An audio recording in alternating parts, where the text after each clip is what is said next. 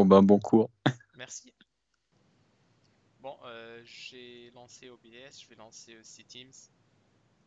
Ok, la dernière fois, on était quelque part ici dans la mémoire. Alors, tout le monde a compris les enums, les énumérateurs, comment ça marche et tout. En fait, la dernière fois, j'ai l'impression que j'ai mal exprimé BSS et data et les énumérateurs, mais c'est vraiment très simple. Les énumérateurs, en fait, quand tu fais l'option égale à quelque chose, le truc juste après, ça sera plus un et ainsi de suite. L'incrément, il change vraiment pas en fait, ça sera toujours plus un jusqu'à la fin. Et si tu mets rien du tout dans tout le truc, ça va être 0, 1, 2, 3, ainsi de suite. Du coup ici, si je mets 0, ça va être 0, 1, 2, 3, voilà, c'est typique. Si je mets par contre, s'il y a plein de choses ici, et je mets égal à un truc, les trucs juste après, ça sera plus un plus un plus un et ainsi de suite. Et tout ce qui est avant, ça sera zéro. C'est ça en fait l'algorithme un peu. Voilà, ça c'est l'énumérateur. Le BSS et data, c'est vraiment très simple. J'ai l'impression que j'ai un peu compliqué les choses la dernière fois. En fait, tout ce qui est déclaré, tout ce qui est global, variable globale, et tout ce qui est déclaré statique, et qui n'est pas initialisé ou bien initialisé à zéro, c'est dans le BSS. Et tout ce qui est global ou déclaré statique avec le mot statique vraiment, avec le mot-clé statique, et qui n'est pas, qui est initialisé mais pas à zéro, c'est dans le data. Et c'est ça en fait. C'est tout simple. J'ai un peu modifié les slides pour que ça dise ça en fait. Voilà, déclaré avec le mot-clé statique et qui sont initialisés à zéro ou pas initialisés. Et les autres globales ou bien statiques et qui sont initialisés, pas à zéro du coup. Voilà, ça c'est le BSS et le data, tout simplement. Voilà. Le reste, je pense que c'est simple. Voilà. Alors, Realoc, on a parlé. Oui. Malloc, on a parlé de ça aussi. On a commencé un peu les pointeurs, je pense. Du coup, je pense on était là, non? Ouais, on était là quelque part ici, ouais. Bah du coup, comme je dis, pour déclarer les pointeurs, en fait, c'est simple. Il y a quatre syntaxes possibles, mais je vous recommande fortement d'utiliser la première parce que c'est explicite en fait. Et on peut prendre l'adresse d'un variable comme ça en fait, en utilisant l'opérateur et commercial. Et voilà, ici j'ai donné un exemple. On a une variable qui est de type int, qui est déclarée sur la pile et qui vaut 42. Et après ptr, qui est un pointeur de int, j'ai pris l'adresse de var. Et dans le schéma ici, on a la variable var qui est déclarée sur la pile. Et ça, c'est notre pile en fait. Ici, c'est l'adresse de var. Voilà, c'est abcdef00. C'est un truc en hexadécimal, mais on peut le convertir en décimal aussi. Genre, c'est un entier en vrai. Et ici, ptr en fait, ça vaut l'adresse de var carrément en fait. 0x ef00, voilà. Et PTR aussi, il a une adresse qui vaut celle-là. Voilà, j'ai pris un au pif. Et voilà, on peut prendre aussi un pointeur qui pointe vers le pointeur qui pointe vers var. Et du coup, ça sera un flèche comme ça là, et voilà, et ainsi de suite. Voilà, les pointeurs, c'est ça. Si var il est sur le tas, ça sera un truc comme ça en fait. Ça c'est l'adresse du var dans le tas, c'est 0ff f08. Et ici on a la pile et le pointeur c'est égal à l'adresse du tas là, qui est ff08. Bah, en fait, quand vous utilisez l'opérateur e-commercial là et quand vous utilisez ça avec les tableaux, en fait, il renvoie la première et on voit l'adresse vers la première élément du tableau et pas l'adresse et pas le pointeur vers le pointeur qui pointe vers la première case de tableau. Voilà, ici c'est un exemple. Genre, l'essentiel ici, c'est que l'adresse de var et pardon, l'adresse de tableau et le tableau lui-même, c'est la même en fait, c'est pareil. Voilà, c'est juste ça qu'il faut dire. Ça aussi, j'ai expliqué en détail la dernière fois. Ici, du coup, bah oui, pour différencier un pointeur, pour accéder à la valeur du pointeur en fait. la case stockée. En gros, pour faire ça, pour suivre le flèche là, pour avoir la valeur. Et ici pareil. Il faut utiliser l'opérateur Astérix.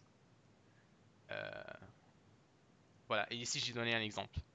Par exemple, si j'ai un type voilà, quelconque, et ma variable var qui est déclarée avec ce type-là, elle est initialisée ici. Et après, je prends l'adresse, après, je fais Astérix PTR, c'est la même que var en fait. C'est exactement pareil. Après, si je fais Astérix le pointeur et je change la valeur ici, ça va changer le contenu de var. Ça change, voilà.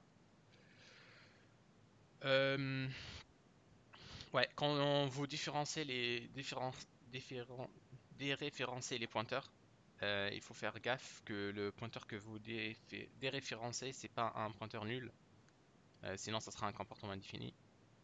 Il faut pas déréférencer un pointeur sur laquelle free a été appelé.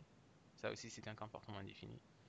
Et en général, le déréférencement d'un pointeur qui est suspendu ou bien voilà, dangling pointer,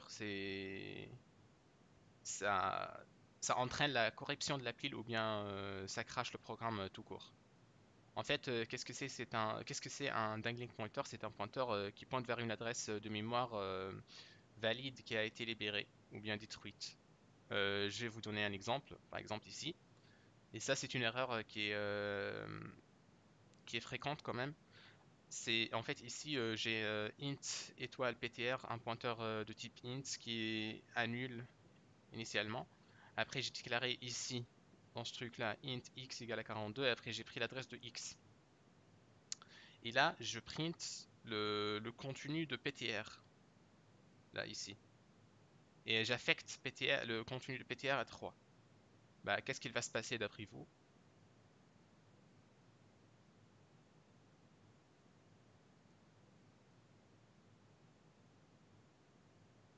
Bah ça va pas marcher en fait. Pourquoi? Parce qu'en fait x X, en fait, ici, quand on entre ici, on empile X là, on prend l'adresse de X ici. Quand on quitte ici, X, on dépile X de la pile. Et du coup, X, ça n'existe plus. Et du coup, quand on fait Astérix PTR, déréférencement de pointeur, c'est le pointeur, il est dangling, genre c'est un pointeur invalide, quoi.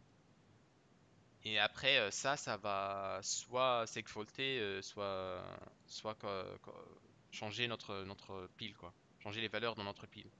Et ça, c'est pas bien non plus. Ici, j'ai mis un schéma pour expliquer plus que ça. En fait, ici, on a l'instruction ptr égale à nul. Ici, on a les arguments de main, on a les adresses de retour, l'ancien fp, tout ce truc-là. Voilà, ici, on a le stack frame, on a la variable ptr qui est égale à 0.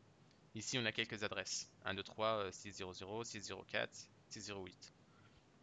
Ici, on suppose qu'on travaille sur une machine qui a une architecture de 32 bits. C'est pour ça, en fait, que les pointeurs sont de taille 4.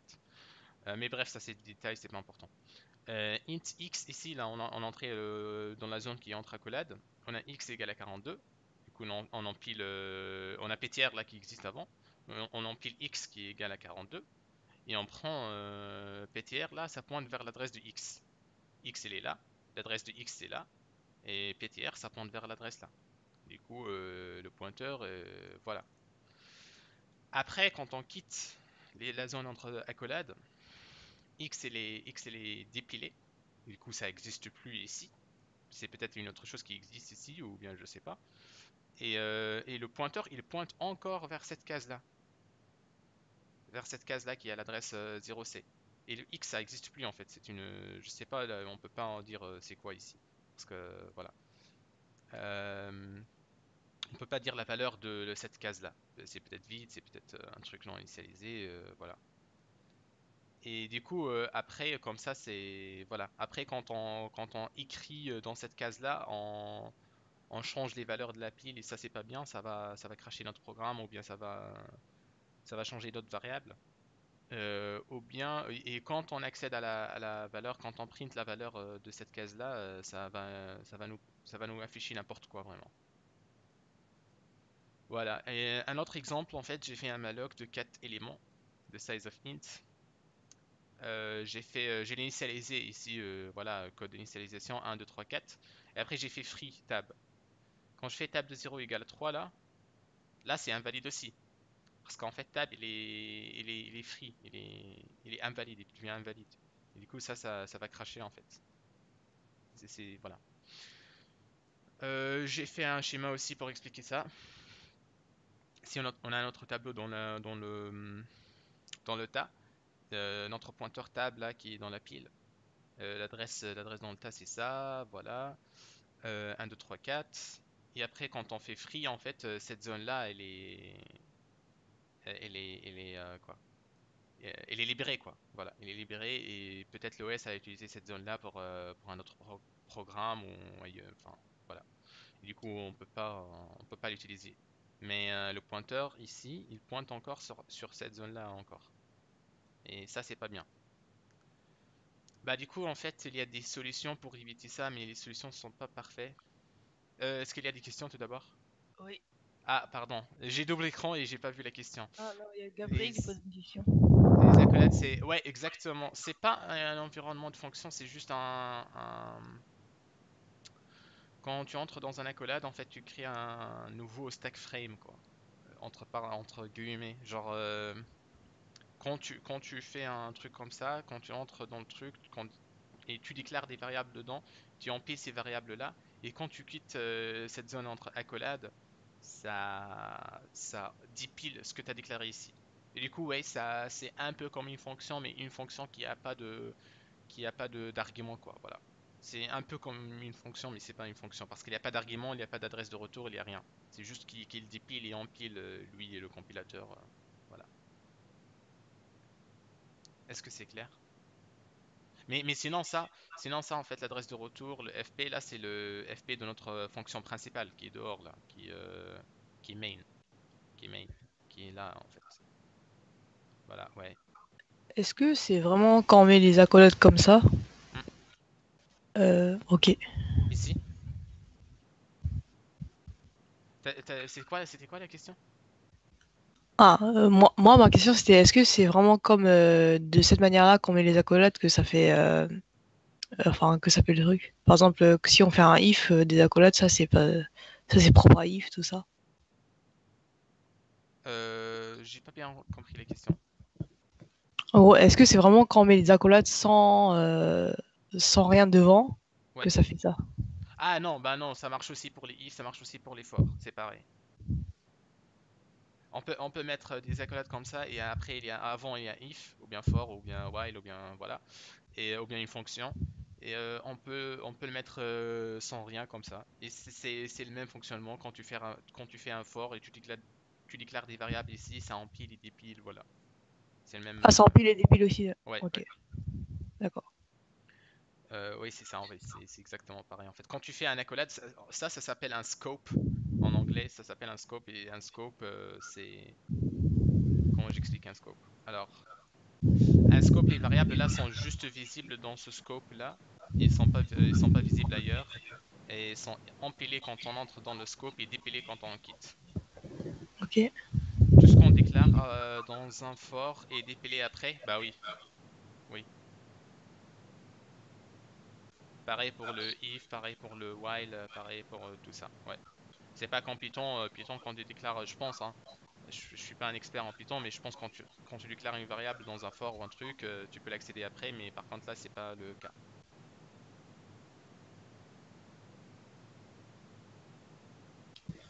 Est-ce Ok, que c'est clair? merci. Oui. Ok, cool.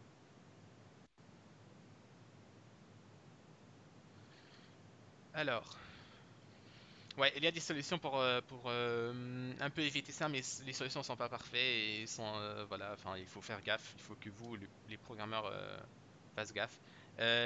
Une façon très simple, c'est après le free de notre pointeur, le mettre à nul. Et ça, après, ça va simplifier le débogage parce un pointeur nul, tout le monde sait que c'est un pointeur invalide. Voilà, juste après le free, on affecte le pointeur à nul. Par contre, il y a des problèmes avec cette solution-là, que c'est en fait parfois parfois le pointeur là, on a deux copies de pointeur, genre on a deux copies de pointeur. Par exemple, si on fait un appel de fonction qui prend un pointeur et ça free ce pointeur-là. Après, dans cette même fonction, on fait tab égale à free, égale à nul, pardon. Après, au dehors de cette fonction-là, parce qu'en fait, ça modifie juste l'argument de la fonction et ça modifie pas le pointeur ailleurs qui existe ailleurs, parce que c'est une copie. Et du coup, le pointeur qui existe dehors de cette fonction, ça va être toujours un pointeur qui pointe vers la case là, et ça sera pas un nul.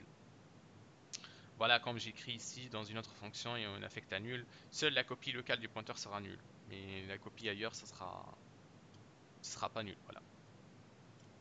Et une autre solution, c'est de prendre un pointeur vers un pointeur, mais ça aussi, c'est pas parfait, mais c'est mieux que l'autre solution là. Et comme ça, en fait, de prendre un pointeur vers un pointeur. Et si le pointeur là, il est pas nul et le valeur de ce pointeur là, il est pas nul, on fait free de la valeur de ce pointeur et en stock nul dans le pointeur quoi. Comme ça après ça évite ça évite le problème que j'ai dit tout à l'heure en fait. Voilà, mais cette solution n'est pas parfaite non plus, on peut avoir deux copies toujours ailleurs dans le programme et là voilà. Alors pour accéder si on a par exemple un pointeur qui pointe vers un struct comme ici là, on peut accéder avec l'opérateur flèche. On fait ptr et le nom du champ et on peut l'affecter. Et par exemple, si on suppose que le champ 2 là, c'est un tableau, euh, on peut accéder à la case 0 du tableau. Voilà. Pareil ici, c'est des choses, je pense que vous connaissez. Voilà. Après, en fait, il y a une autre façon de le faire, c'est d'utiliser des référencements comme ça là, avec l'astérix, point, voilà les choses. Mais ça, c'est pas, c'est déconseillé parce que c'est verbeux. C'est verbeux et voilà, c'est pas clair en fait. Utilisez celle-là. Et je vous garantis, l'opérateur flèche a la priorité sur les autres opérateurs ici, et on verra ça après. Alors, l'arithmétique du pointeur. L'arithmétique des pointeurs, en fait, puisque le pointeur c'est une adresse de mémoire, du coup c'est une valeur numérique, on peut effectuer des opérations arithmétiques. Et du coup, ce qu'on peut faire, c'est les opérateurs plus plus, l'opérateur moins moins, plus et moins. Voilà. Et la formule générale, c'est qu'en fait, pour un pointeur PTR de type quelconque, voilà, de type name, l'expression PTR plus step, ça ajoutera step fois size of type name octet au pointeur PTR. Du coup, voilà, j'ai mis un exemple. Du coup, si on a un int étoile PTR égale quelque chose, et après on fait PTR de 1 égale à PTR plus 2, là ça va ajouter 8 octets, parce qu'en fait on a 2 et size of int c'est 4, on suppose toujours. Et là ça va ajouter 8 octets à l'adresse PTR. Voilà. Et quand on fait Astérix PTR 1, ça c'est équivalent à PTR de 2. Voilà. Et quand on fait PTR de 1 ça va ajouter 4 octets à PTR de 1. Et Astérix PTR de 1, c'est équivalent à PTR de 3. Parce qu'on a ajouté 2 en premier temps, après on a ajouté 1. Alors, PTR de 2 égale à PTR de 1 moins 3. Ça va soustraire 12 octets de PTR 1. Parce que 3 fois 4, c'est 12. Et l'astérix de PTR de 2, c'est équivalent à PTR de 1 moins 3 ou bien PTR de 0. Voilà. Et faites attention lorsque vous utilisez l'arithmétique du pointeur, il faut pas dépasser la taille allouée en fait. Voilà, si j'alloue ici par exemple 2 octets, là ça va pas marcher parce que ici je vais dépasser. Enfin, je peux calculer ça. Ça c'est ok. Mais je peux pas le déréférencer le pointeur. Je peux dépasser par exemple le pointeur là, je peux le dépasser. Si j'alloue ici 2 octets, après je fais plus 15, plus 5, plus 4, plus 16. Ça, ok, c'est ok. Par contre, au moment où je déréférence mon pointeur, là ça va pas marcher. Voilà. Est-ce que c'est clair ça, tout d'abord? Oui. Ok, cool.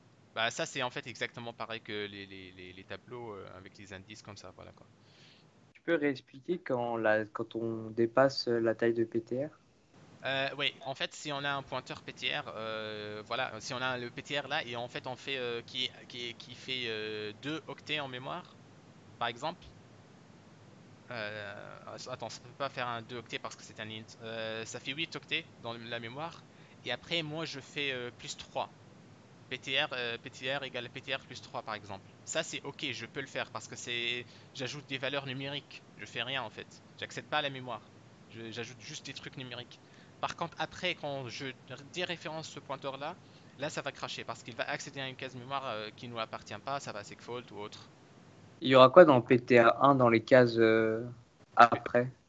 Un- Euh, si notre PTR là de taille 2, c'est un tableau de taille 2, dans PTR de 1 là, ici, Oui.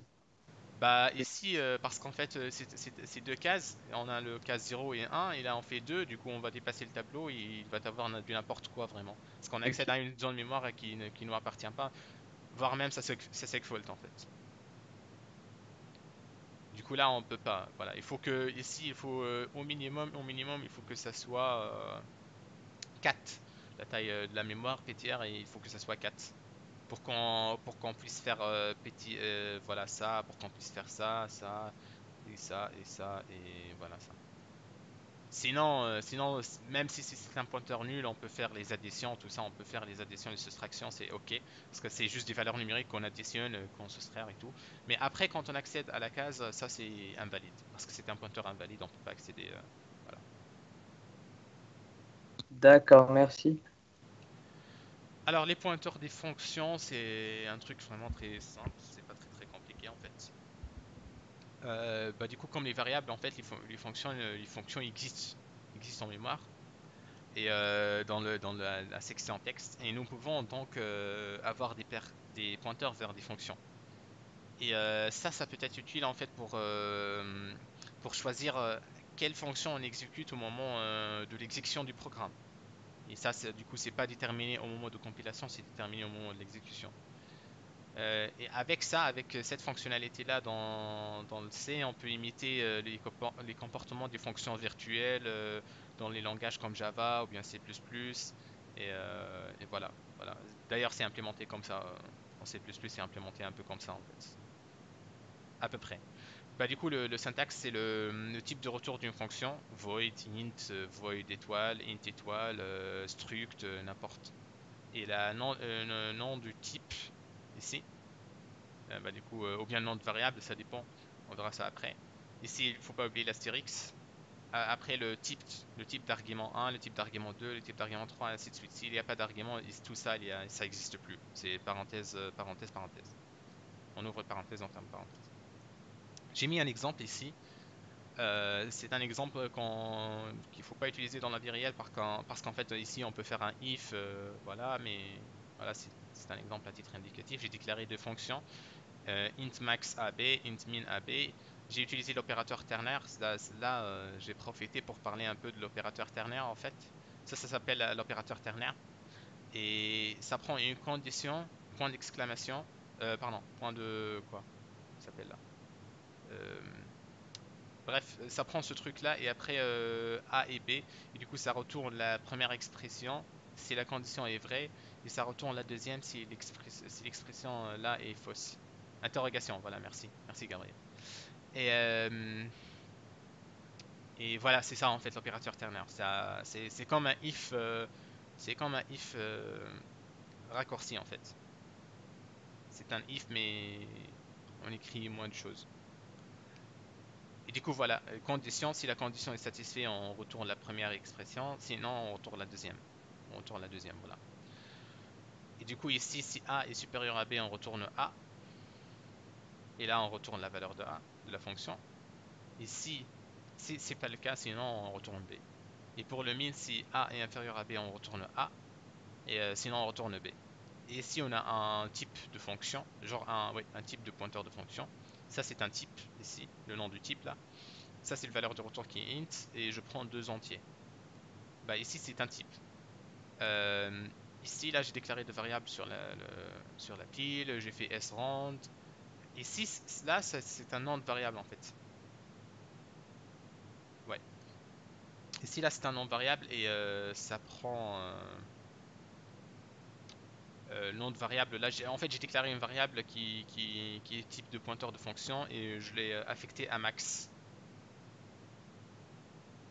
Euh, mais du coup, on peut faire aussi, parce qu'ici j'ai déclaré un type, j'ai typedef un type, on peut faire aussi le type, le nom de variable égal à max, égal à la fonction, ou bien min, voilà.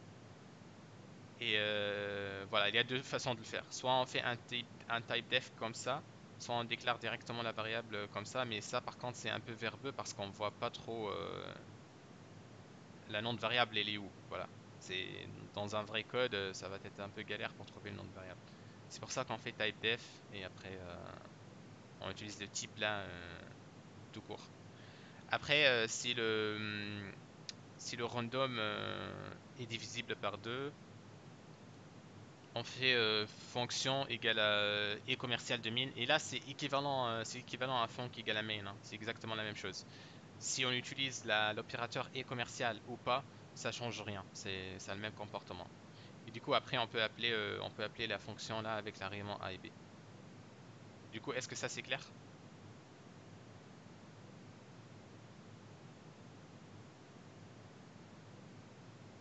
Ok, si c'est clair, cool. On peut passer à les pointeurs de casting, casting des pointeurs. C'est en fait, voilà, comme on a vu précédemment dans la partie de l'arithmétique du pointeur, en fait, le type du pointeur n'est vraiment pas utilisé que pour déterminer comment la mémoire est accédée et interprétée. Et bah du coup, on peut convertir un pointeur d'un type vers un autre, mais par contre, il faut faire il faut faire attention quand on fait ça parce qu'il y a des exigences d'alignement et autres. Voilà, on va pas entrer dans les détails beaucoup, mais d'une manière générale, en fait, la conversion d'un type qui a, qui a une grande taille à un objet qui a une taille plus petite, elle est acceptable en fait en général parce que voilà, parce que les types qui ont du grande taille, ils ont une exigence d'alignement plus stricte que les autres types. Voilà, par exemple, la conversion d'un int étoile en un char étoile, c'est acceptable, quoi. Voilà, la conversion d'un type qui a une exigence d'alignement stricte à partir d'un type qui a une exigence d'alignement moins stricte, il est interdit. Par exemple, de convertir un char étoile vers un int étoile, ça c'est interdit, voilà. Mais par contre, l'inverse, on peut de int étoile vers char étoile, mais de char étoile vers int étoile, c'est pas possible. Bah du coup, au mieux, en fait, ça peut dégrader la performance de notre programme. Bien, ça peut nous produire des valeurs erronées. Et au pire, ça va crasher notre programme. Voilà. Euh, En fait, parce que au niveau du processeur, quand il lit les mots, en fait, un int, par exemple, il prend tout un bloc de 4 octets et il le lit à la fois. Il prend pas bloc par bloc. Ici, j'ai mis un exemple d'un cas, c'est pas un exemple, c'est le syntaxe. Euh, Ici, on a un pointeur de type A voilà, qui s'appelle ptr1, un pointeur 2 de type B, et je fais le cast de ptr1 vers le type vers B, voilà, vers B étoile. Je change le type du pointeur ici, comme ça. Alors, j'ai mis un exemple et je pense que vous comprenez mieux avec un exemple. J'ai déclaré une variable A qui vaut 3, ce machin-là. Et là, en fait, je l'ai construit, je l'ai fait exprès de donner cette valeur-là. Parce qu'en fait, ce valeur-là, moi derrière, je l'ai manipulé pour que ça fasse un truc qu'on va voir après. Bah, du coup, comment j'ai construit cette valeur-là? J'ai fait 0xAA, qui est en hexadécimal. C'est un truc en hexadécimal. Voilà, on peut le convertir en décimal. Voilà, c'est un entier, quoi. 0xAA. Après, j'ai fait le OU binaire avec un 0xBB décalé de 8 bits. Après, j'ai fait 0xCC décalé de 16 et 0xDD déclaré de 24. Après, j'ai pris un pointeur ptr de A, voilà, qui prend l'adresse de A. Et après, j'ai fait un cast de ce pointeur A là vers un autre pointeur qui s'appelle octet, byte. Juste pour vous expliquer un peu peut-être il y a des gens qui ne se sont pas compris comment ça marche là les trucs. 0xAA, j'ai 0xAA ici. J'ai 0xBB ici décalé, du coup, comme ça là, voilà. Et j'ai 0xCC ici, décalé de 16. Du coup, ça fait ça en fait. Ici on a 0xAA, après décalé de. Parce qu'en fait, ça c'est 8, c'est un octet, c'est 8 bits. C'est pour ça que j'ai décalé 0xBB par 8 bits. Pour que ça fait pas une collision avec ça en fait. Et le ou binaire, ça concatène entre parenthèses les trucs là. Du coup là en fait ça fait 0xDD, CC, BB, AA. Voilà. Parce que j'ai fait un ou ici il y a des zéros, là tout ça c'est des zéros, tout ça c'est des zéros, tout ça là c'est des zéros, tout ça c'est des zéros, tout ça c'est des zéros, et tout ça c'est des zéros. Voilà, jusqu'à la fin. Et quand je fais un ou, c'est comme je somme en fait. C'est comme je somme 10. Voilà. C'est comme je somme 1 et 10 et 100. C'est comme exactement la même chose. Ça fait 1, 1, 1. C'est exactement la même chose. Voilà. Bref, ça c'est ça. Du coup, quand je converte vers un char étoile, les chars étoiles c'est un octet, oui, c'est 8 bits. Qu'est-ce qui va se passer? Bah, là, c'est le PTR de A là qu'on a. Le PTR de. Si vous avez pas, vous pouvez prendre un screenshot ou bien le code là suivant, parce qu'après on va pas, je vais pas le. Voilà, parce que après je vais faire plein de schémas qui référencent ce code là. Je l'ai collé sur Teams. Du coup, PTR de A, c'est le PTR de A, ça pointe vers cette valeur là qui est en hexadécimal, qui en décimal vaut ce truc là. Ici, c'est un pointeur de type int, du coup, c'est 4 octets à la fois. Il lit 4 octets à la fois. Si je déréférence PTR de A, ça va donner cette valeur-là, qui est même que celle-là.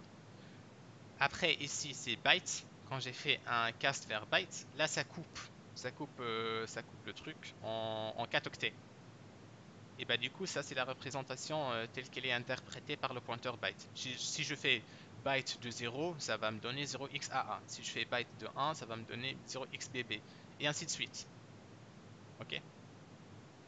Et ça, c'est dans le cas d'une machine qui est petite boutienne. Petite boutienne, voilà. Et vous pouvez remarquer ça parce que le 0xAA qui était là, il existe. Pardon. Le AA qui existe là, il devient ici. Le BB, il devient ici. Et le CC, il devient ici. Et ainsi de suite. Le DD, il est là. C'est ça le cas le petit boutisme. Voilà.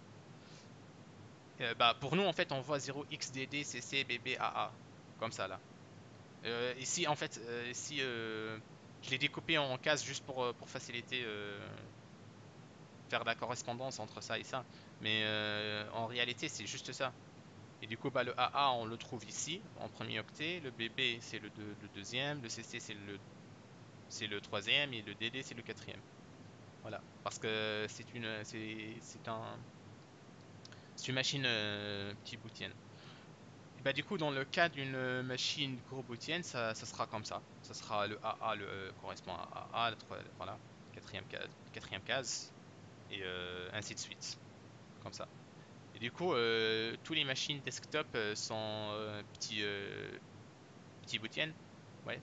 Et les machines, je pense les machines mobiles, je pense les processeurs ARM. De toute façon, les processeurs ARM, ça peut fonctionner dans les deux sens. Il y a les deux en fait. Euh, en fonction comment on paramètre le processeur. Et bah du coup, si on sur ARM, ARM, si on configure le processeur sur Gros Bootien, il va faire ça. Il va faire voilà ça. Est-ce que ça c'est clair?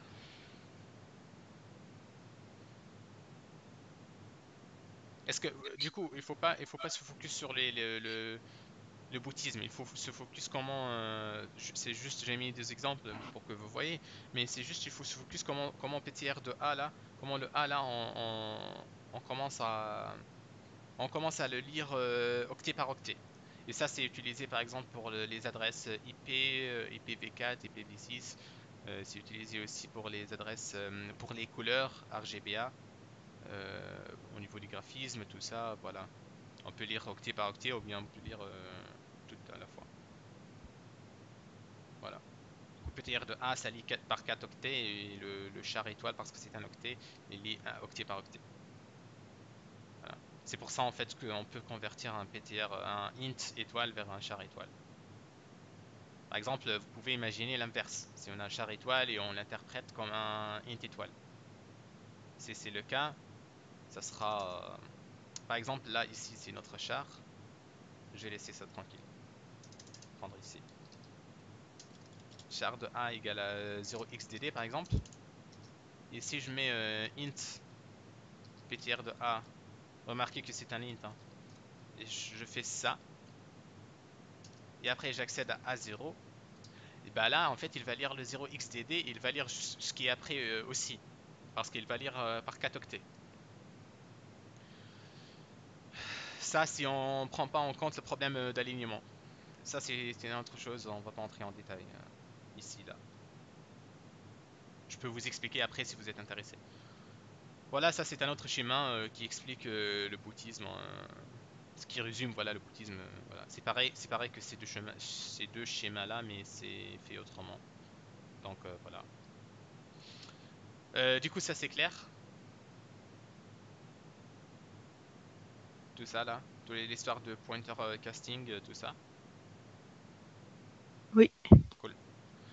Et ben, il y a un pointeur qui s'appelle le void étoile ou bien le pointeur void. C'est un peu spécial comme pointeur parce qu'en fait, à partir de tout autre type de pointeur,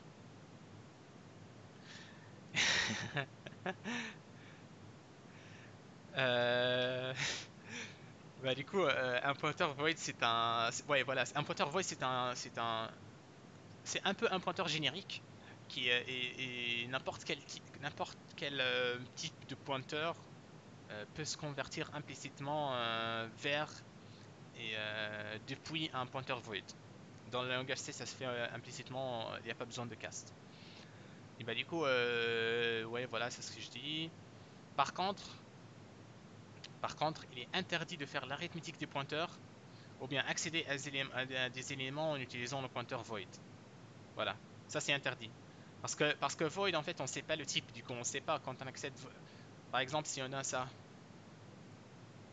si on a un void ptr égale quelque chose, après on fait ptr de 0, bah void, on ne sait pas comment ça fait en mémoire en fait.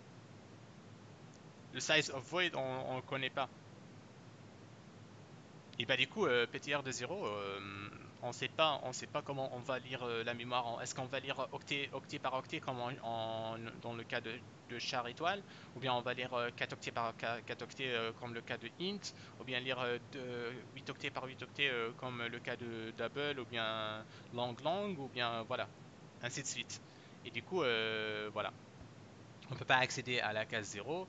Et pareil, si on ne peut pas faire ça, on ne peut pas faire ça aussi. Parce que ça, c'est équivalent. Ça, c'est équivalent à ça. PTR de 0, c'est équivalent à PTR de PTR plus 0 astérix. C'est étoile, donc du coup on peut pas ajouter le truc. Bah, du coup il faut effectuer un cast de void étoile vers un autre type, char ou bien int ou bien type original pour avoir les données ou bien effectuer l'arithmétique des pointeurs. Ici, j'ai déclaré un inside int, un pointeur de type inside int, qui est un entier d'enseigné, mais c'est égal à quelque chose. Après, je les caste en un void. Et bah, du coup, là, si je fais ptr de 2 plus 1, ça c'est invalide. Les ptr de 2 plus 2, c'est invalide aussi. Le ptr de 1, c'est invalide, comme j'expliquais. Et par contre, si je converte mon ptr 2 en ptr 3 et je fais plus 1, là, c'est par contre, c'est valide, ça devient valide. Voilà.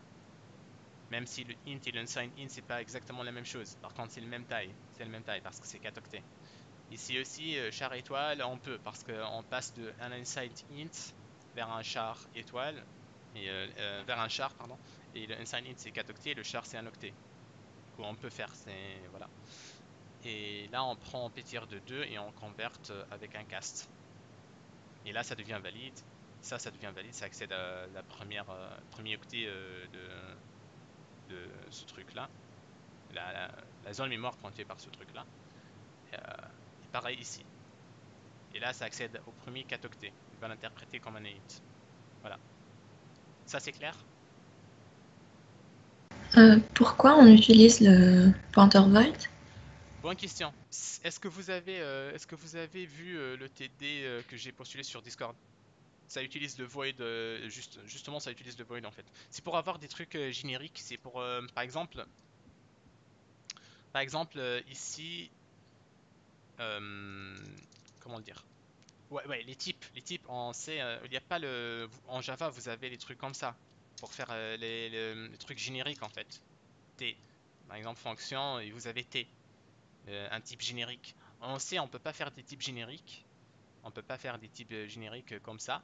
Et du coup, en fait, ce qu'on peut faire, c'est d'utiliser le pointer void pour pointer vers un type qu'on connaît pas pour le moment et quand après on va le convertir dans, par exemple, dans le cas si tu as vu le TD, tu vas comprendre, je pense.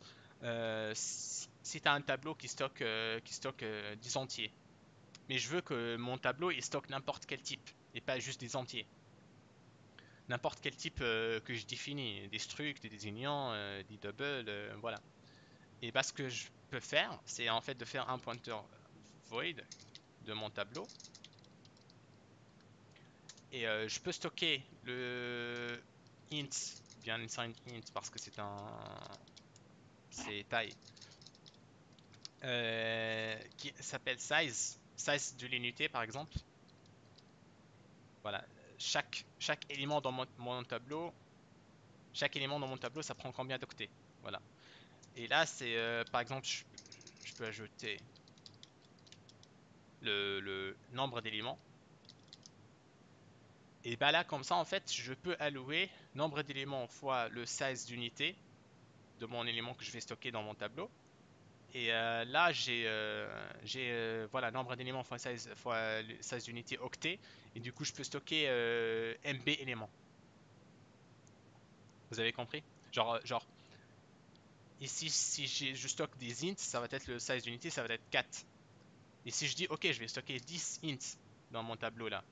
Et là, du coup, je peux stocker 10 fois 4.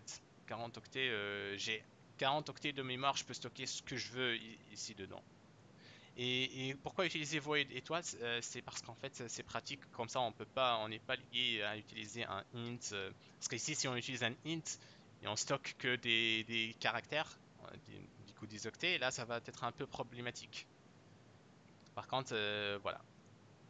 Après on peut faire un cast vers int étoile, vers char étoile, mais voilà. Void on utilise parce que c'est pratique, les casts se font explicitement et voilà, on peut manipuler la mémoire comme ça.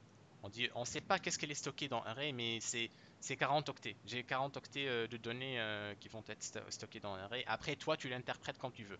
Tu l'interprètes comme des int, comme des chars, voilà, comme tu veux, tu l'interprètes. Oui, mais à quoi ça sert de faire un tableau si on peut pas le parcourir genre après? Non, par contre, tu peux le parcourir après. Après, par exemple, si tu fais ça et après tu fais malloc ou autre, enfin, tu alloues ta mémoire là, et après, en fait, ce que je peux faire, par exemple, si je dis ok, je stocke des int, euh, euh, tab de int, et je peux faire int comme ça, je fais un cast vers le int, et là, je peux accéder à tab de int. Tab de int, en fait, je peux accéder à la case 0, à la case 1, jusqu'à la case 9, voilà, ainsi de suite. Voilà. Et ici, je stocke des octets, genre des caractères. Par exemple, voilà, des caractères, par exemple, d'une chaîne de caractères. Je peux faire ça. Après, je change le int là. Je sais que mon tableau il stocke des caractères. Du coup, je caste en char étoile et après, je peux accéder à la première. Du coup, là, ça sera un tab de char. Et je peux accéder à la première, la deuxième caractère, ainsi de suite. Voilà. Pareil pour les floats, pareil pour les structs de n'importe quel type, pareil pour les unions et ainsi de suite. Et ça, c'est le sujet de deuxième TD que j'ai postulé hier. Ok, merci. Et du coup, ça sert à ça en fait. Tu sais pas, je sais pas ce qu'il est derrière, mais après, je vais l'interpréter comme je veux, le voile d'étoile. Un peu comme ça. Et ouais, par contre, on peut pas faire l'arithmétique des pointeurs, tout ça. Voilà, on peut pas faire l'arithmétique des pointeurs ou bien accéder à la case directement. Il faut le convertir avant. Et voilà. Du coup, pour faire ça octet par octet, on peut convertir en char étoile et après on peut ajouter octet par octet. Par exemple, le char étoile, je sais pas, tab de array, comme ça. Et après, si j'ajoute de 1, là, on accède à la deuxième case. À la, quoi, à la, au deuxième octet du array. Voilà. Et si je fais tab plus init size, ça veut dire que j'accède à tab plus unit size. Si unit size est 1, c'est le deuxième octet. Si unit size c'est 4, c'est le cinquième octet et ainsi de suite. Voilà. Si vous regardez LTD, vous comprenez mieux pourquoi on utilise ça. Voilà. Du coup, voilà, vaut mieux les voids après le caster vers des chars, comme ça on peut les manipuler octet par octet. Voilà. Alors, on va parler un peu des keyboards statiques et externes. Externe, c'est pas très important, mais bon. En fait, le mot-clé statique a deux comportements différents selon la façon dont il est utilisé. Si une variable est déclarée dans une fonction avec le mot-clé statique, et ben du coup, ça conserve la valeur entre les appels, la valeur de cette variable entre les appels des fonctions. Et ben du coup, la variable se comporte comme une variable globale.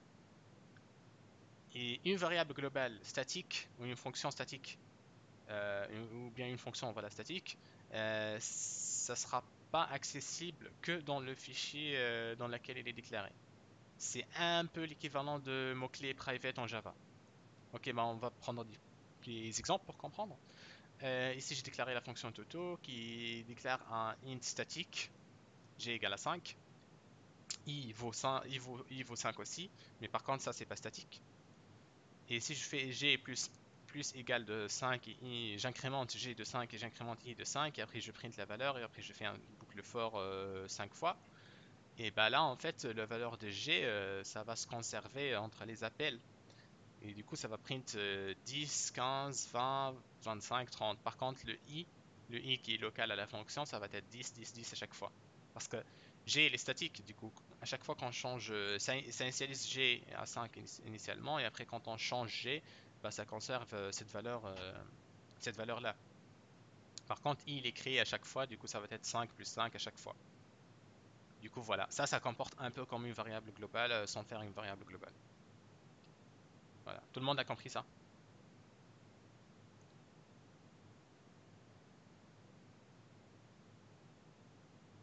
Donc ça marche aussi en récursif?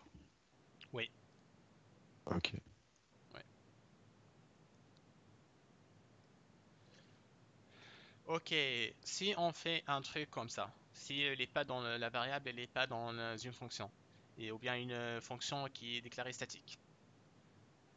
Cette fonction, là, faites attention, c'est dans un fichier, fichier 1.c, et après dans un autre fichier main.c, ou bien main.c.c, c'est une faute là, et c'est pas grave en fait, parce que c'est un nom de fichier. Je fais pix de 10 égale à 628, euh, et j'appelle foo. Là, ça va pas marcher parce que le statique là, le variable là et la fonction là, elle est juste privée, elle est juste visible dans file 1.c. Elle n'est pas visible dans le main. Elle n'est pas visible dans main.c ou bien les autres fichiers .c, bien .h. C'est juste visible dans ce fichier où ils sont déclarés. Du coup, si vous avez besoin d'une fonction utilitaire comme ça, qui est juste locale au fichier .c, vous pouvez utiliser le mot-clé statique. Et là, vous n'êtes pas obligé de le déclarer dans le .h. Ok? Du coup, dans file 1.h, je fais rien. Et dans file 1.c, tout en haut, je déclare les trucs statiques. Et après, dans le reste du fichier, je utilise mes fonctions là, tranquille. Mais voilà. Mais les autres fichiers .c, ils voient pas ces fonctions-là. Ok. Du coup, c'est privé, c'est un peu privé entre guillemets à ce fichier-là. On peut le voir que dans ce fichier-là et nulle part ailleurs. C'est pour ça ici ça marche pas en fait. Voilà, ça a fait un declared variable et implicit declaration parce qu'en fait c'est privé à cette truc-là. Le linker il va pas trouver ces fonctions-là parce que c'est privé. C'est privé à file.1.c. C'est local. C'est local à file1.c. Voilà, le translation unit, c'est un mot technique pour dire le fichier .c, quoi. Ok. Le mot-clé externe qui est un peu redondante pour les fonctions. Le mot-clé externe, en fait, c'est utilisé pour étendre la visibilité des variables ou bien des fonctions. C'est un peu le contraire de statique. L'utilisation d'externe avec les fonctions, c'est redondant parce que ça se fait implicitement de toute façon. Et bah du coup, si j'utilise le externe type et le nom de variable, ça c'est utile parce qu'en fait, on peut amener une variable var qui est déclarée dans un autre fichier .c, dans le fichier .c courant où j'ai fait externe type var machin. Ok.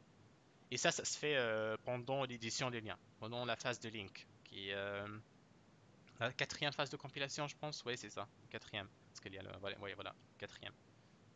Ça, c'est le chapitre 2 dans les slides. Ok, ça c'est clair?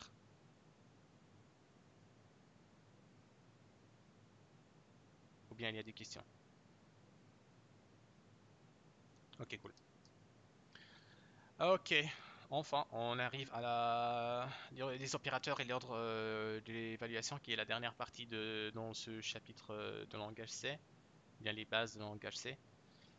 Euh, Ici, j'ai mis un tableau qui contient toutes les priorités des opérateurs. Par exemple, plus plus, moins moins, euh, et leur priorité.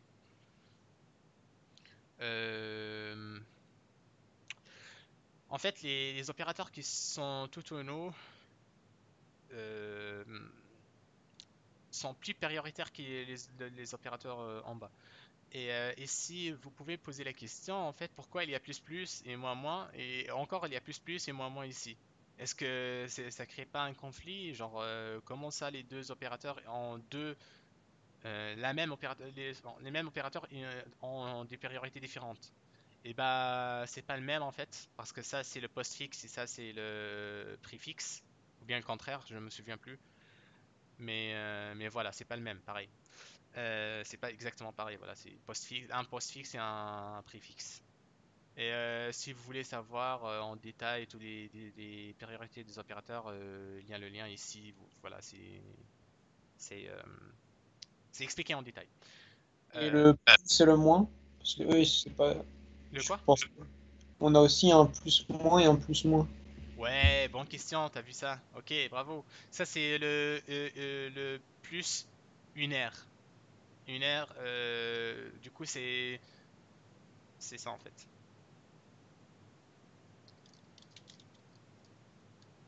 C'est ce moins-là. Et pas ce moins, le moins là. La première là. La première, c'est le moins qui est là. Mais bien vu, t'as bien, genre, c'est bien vu. Ouais.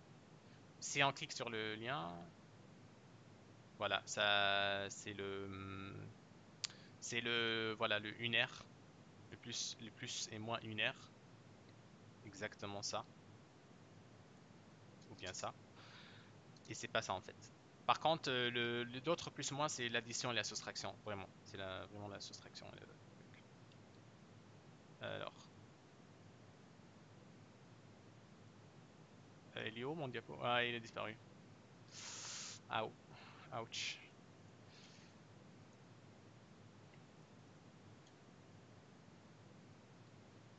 Du coup, voilà. Ça, c'est le shift. Ça, c'est le shift binaire, comme j'ai utilisé tout à l'heure. Ça, c'est le size of, vous le connaissez. Ça, c'est quoi? Ça, c'est l'adresse, je pense. Ça prend l'adresse en fait. J'aurais pas dû fermer la page. Parce qu'en fait, je suis pas sûr, du coup, il vaut mieux retourner ici. Voilà, c'est l'adresse. Après, c'est logique parce que l'autre, c'est le A binaire. Euh, ça, c'est comme le plus égal, mais par contre, ça marche avec les shifts. Ça, c'est les doubles égales et les pas égales. Ça, c'est le et binaire et pas logique. Ouais, binaire et pas logique. Ça, c'est le XOR. Ça, c'est le OU binaire, XOR binaire, OU binaire. Le et logique, le OU logique, l'opération ternaire, le plus égal, moins égal, fois égal, division égale, modulo égal, tout ça, ça vous connaissez c'est quoi. Par contre, il y a un truc bizarre. Pourquoi il y a deux trucs ici? Je sais pas c'est quoi la différence, du coup on verra ensemble. Ah oui, ok. Ok. Ça c'est un truc par contre. Ok, c'est la comparaison en fait. Ah oui, ok, c'est deux choses différentes. C'est la comparaison. Ça, c'est pas ça. Et ça, c'est pas ça non plus. Ça, c'est la comparaison strictement inférieure, inférieur ou égal, strictement supérieur, inférieur, supérieur ou égal. Et ça, c'est le shift à gauche. Je vais faire un exemple. A de 2. Là, A va être shifté à gauche-droite. À gauche de 2 bits. Voilà. Voilà, ça c'est ça en fait. Et le comme ça, c'est shifté à gauche, à droite de 1 bit. C'est ça la différence.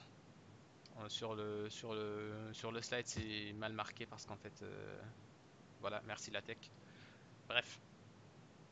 Et l'opérateur, voilà, ça c'est le XOR égal, bref, le et est égal, voilà, pour faire des raccourcis en fait.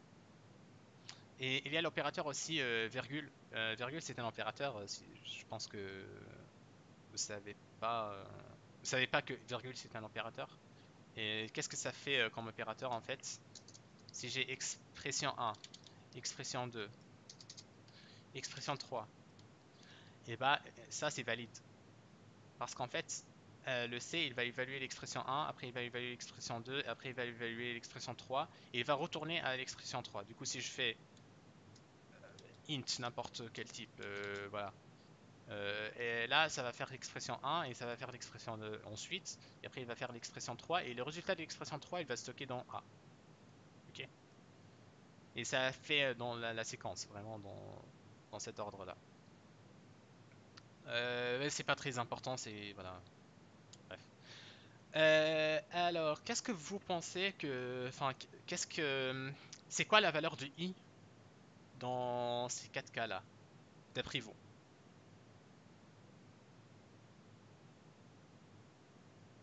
Tout d'abord, les opérateurs, les ordres des opérateurs et les opérateurs sont clairs, pas de questions.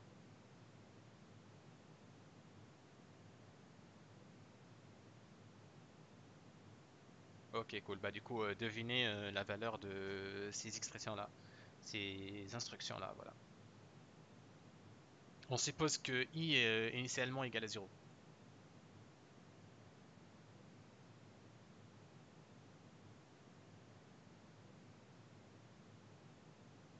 Pas d'idée? Pour la première, je dirais 1. Ok.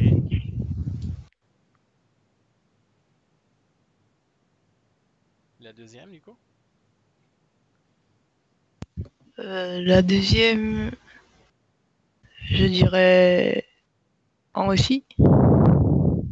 Ok. La troisième, je dirais 1 aussi. D'accord. Et ici, tu peux me donner juste les valeurs des arguments? Ah, les arguments, ce serait 1 et 1. Enfin, Ok. 1,1. Ok. Est-ce qu'il y a quelqu'un qui a des autres valeurs que ça, qui est pas d'accord avec Céline? Moi, c'est pour la troisième, je pense que ça fait 2, non? Je sais pas. Ok, on a 2 pour la deuxième, du coup, ok. T'as dit 1, toi, Euh, Céline? non, pour la troisième, Troisième, j'ai oui, dit oui, troisième, 2. pardon. Ah, pour la troisième, ouais, j'ai dit 1. Ok. Et Ok. Ouais.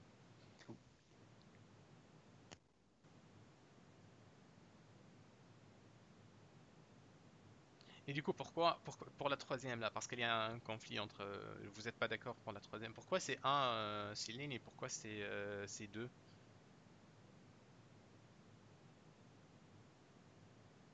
On va commencer par Céline. Pourquoi c'est 1 Céline la troisième? D'abord, on demande A et ensuite on fait plus plus. Du coup, c'est. Enfin, alors je veux dire I, on fait plus à I. Enfin, on fait I, ensuite plus plus. Hmm.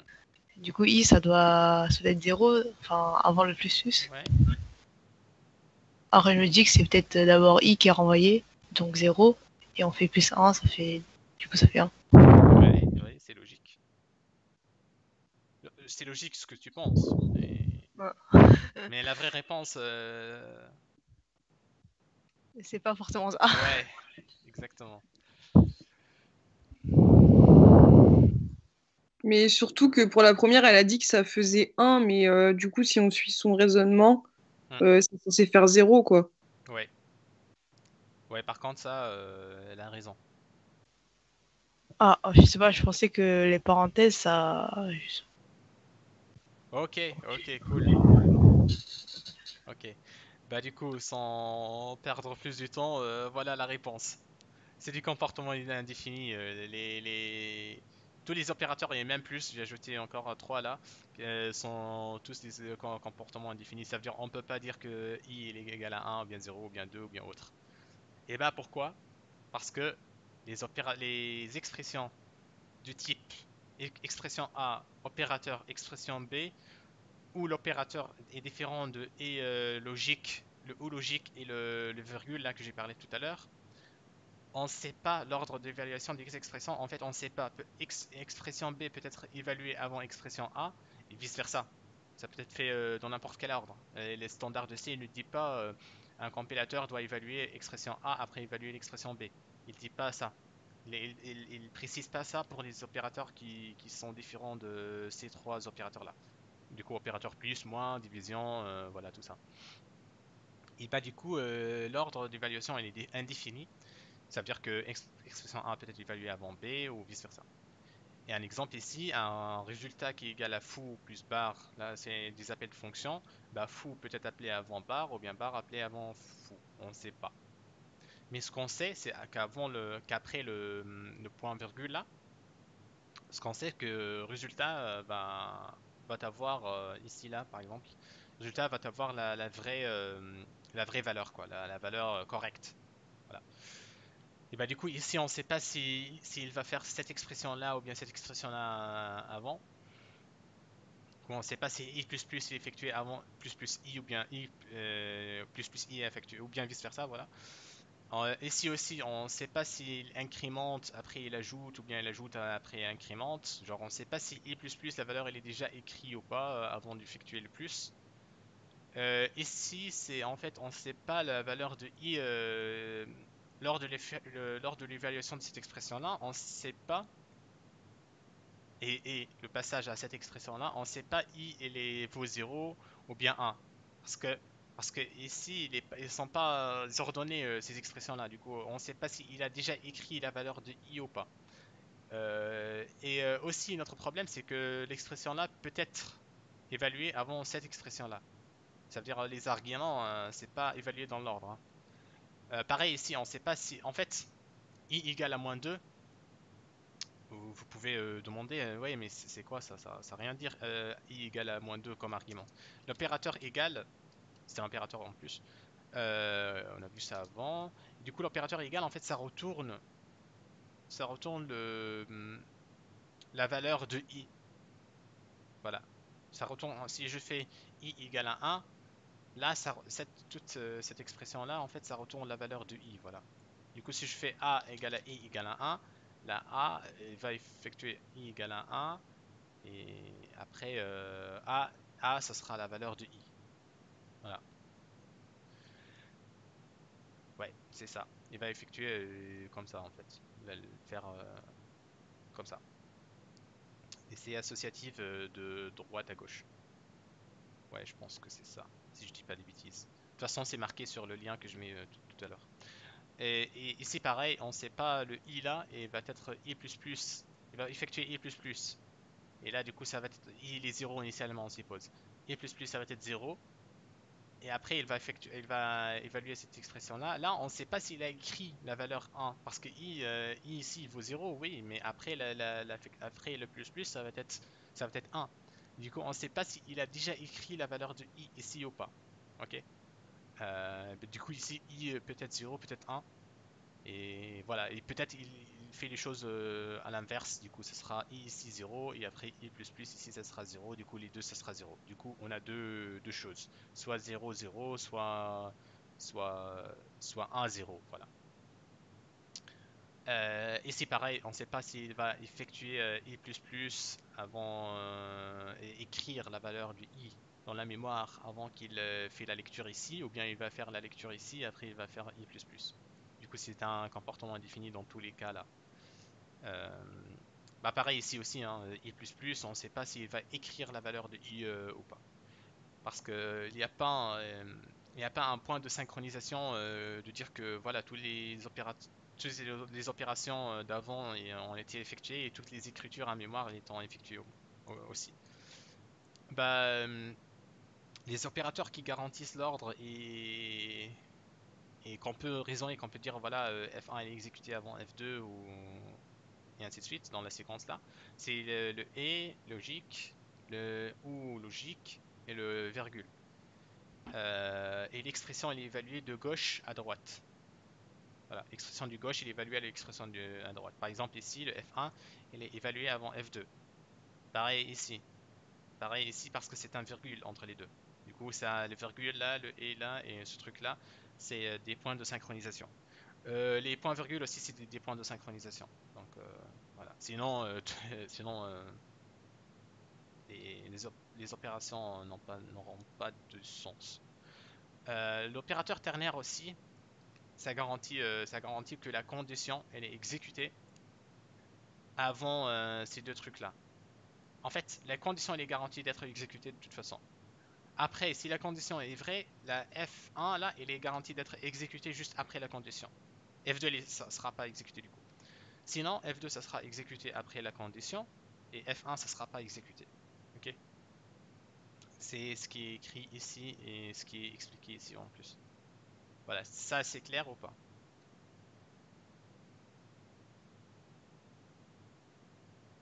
Allô? Oui. C'est quoi déjà la virgule? En fait, la virgule, c'était un opérateur qui fait, je l'ai expliqué tout à l'heure, si je fais variable égale expression A, expression B, expression C, bah, la virgule, en fait, elle garantit que l'expression A elle sera faite après l'expression B, après l'expression C. Et, et la valeur de A et la valeur de var, pardon, ce sera l'expression C à la fin.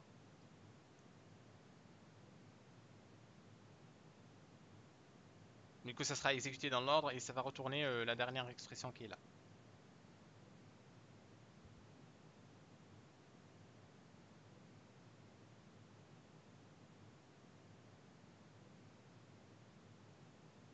Ok, si ça c'est clair, on va essayer d'éviter le problème. Le problème de tout à l'heure là. Ces trucs-là. Parce que c'est catastrophique ça. C'est vous écrivez genre ça et après vous dites ouais mais pourquoi ma valeur elle est pas c'est pas la valeur que j'attendais et bah du coup vous savez pas pourquoi ça fait ça ou ça. Et bah du coup pour éviter tout ça en fait une règle simple c'est de ne pas modifier la valeur et l'utiliser dans la même expression, dans la même instruction, voilà. Dans la même ligne où il y a un point virgule, il faut pas écrire et lire de la même variable en même temps. Du coup, ne pas modifier et utiliser la même variable dans la même instruction. Et instruction, je veux dire un truc qui finit par point virgule. Voilà. Ici, par exemple, ça c'est OK. Parce que je, je, je fais la lecture de i, mais par contre, je ne le modifie pas. Ça c'est OK. Ça aussi, c'est OK. Je fais la lecture de i et de j, ces deux valeurs qui sont pas pareilles, c'est OK. Si je fais ça par contre, ça c'est pas OK parce que je fais la lecture de i ici et après ici je modifie la valeur de i. Et du coup, je sais pas dans quel ordre les opérations vont être effectuées. Pareil ici, Ça c'est ok par contre, parce que ça c'est ok, ouais, parce que il y a c'est vrai que je fais la lecture et modification de i deux fois là, dans la même instruction, qui se finit par un point virgule. Par contre, il y a l'opérateur et logique et ou logique. Et ça c'est aussi ici c'est le virgule. Et bah du coup, pourquoi en fait le et logique et le ou logique c'est effectué dans l'ordre? Bah, tout simplement parce qu'en fait, le compilateur, il peut effectuer des optimisations, il peut effectuer il peut évaluer l'expression là, et après, s'il sache que cette expression là est fausse, il va pas continuer à évaluer l'autre expression parce que c'est un et logique. Et faux et vrai, ça vaut faux. Du coup, c'est pas la peine de évaluer l'autre expression. Il va dire, ouais, la condition n'est pas satisfaite, voilà, je vais quitter. Le if, par exemple, si je fais if ça, je vais pas entrer dans le if, par exemple. Si ça c'est vrai, par contre, il est obligé de évaluer l'autre parce que ça c'est vrai, peut-être l'autre il est faux. Voilà. Le ou pareil, si la première expression elle est vraie, bah, il va entrer dans la boucle ou bien dans le if ou bien dans voilà, ça, la variable là, dans ce cas-là, ça va être vrai. Par contre, si elle est fausse, cette expression-là, et du coup, dans ce cas ou dans le cas où c'est vrai, il va pas continuer à évaluer ça du coup. Et dans le cas où c'est faux, l'expression là elle est faux, euh, il va continuer, il est obligé d'évaluer l'autre expression qui est juste après. Il est obligé parce que ça peut être vrai et voilà, qu'on est obligé de le déterminer. Et bah là, dans cette opération-là, le virgule, voilà, c'est juste le virgule, il est défini comme ça, faire le truc en séquence. Voilà, il n'y a pas une raison une raison logique pour que ça soit en séquence, mais c'est juste le standard. Ils ont dit, ok, là, c'est effectué en séquence. Bah du coup, ok, c'est défini comme ça. Du coup, vous avez compris, il faut pas la conclusion globale de ce slide-là, ou les slides juste avant, c'est qu'il faut pas lire et modifier la même variable dans la même instruction. Il ne faut pas faire une lecture et une écriture de la même variable dans la même instruction qui se finit par un point virgule. Après, il y a des exceptions et c'est les trois cas-là, ou bien l'opération ternaire, celle-là, ce truc-là. Voilà. Ok, ça c'est clair pour tout le monde.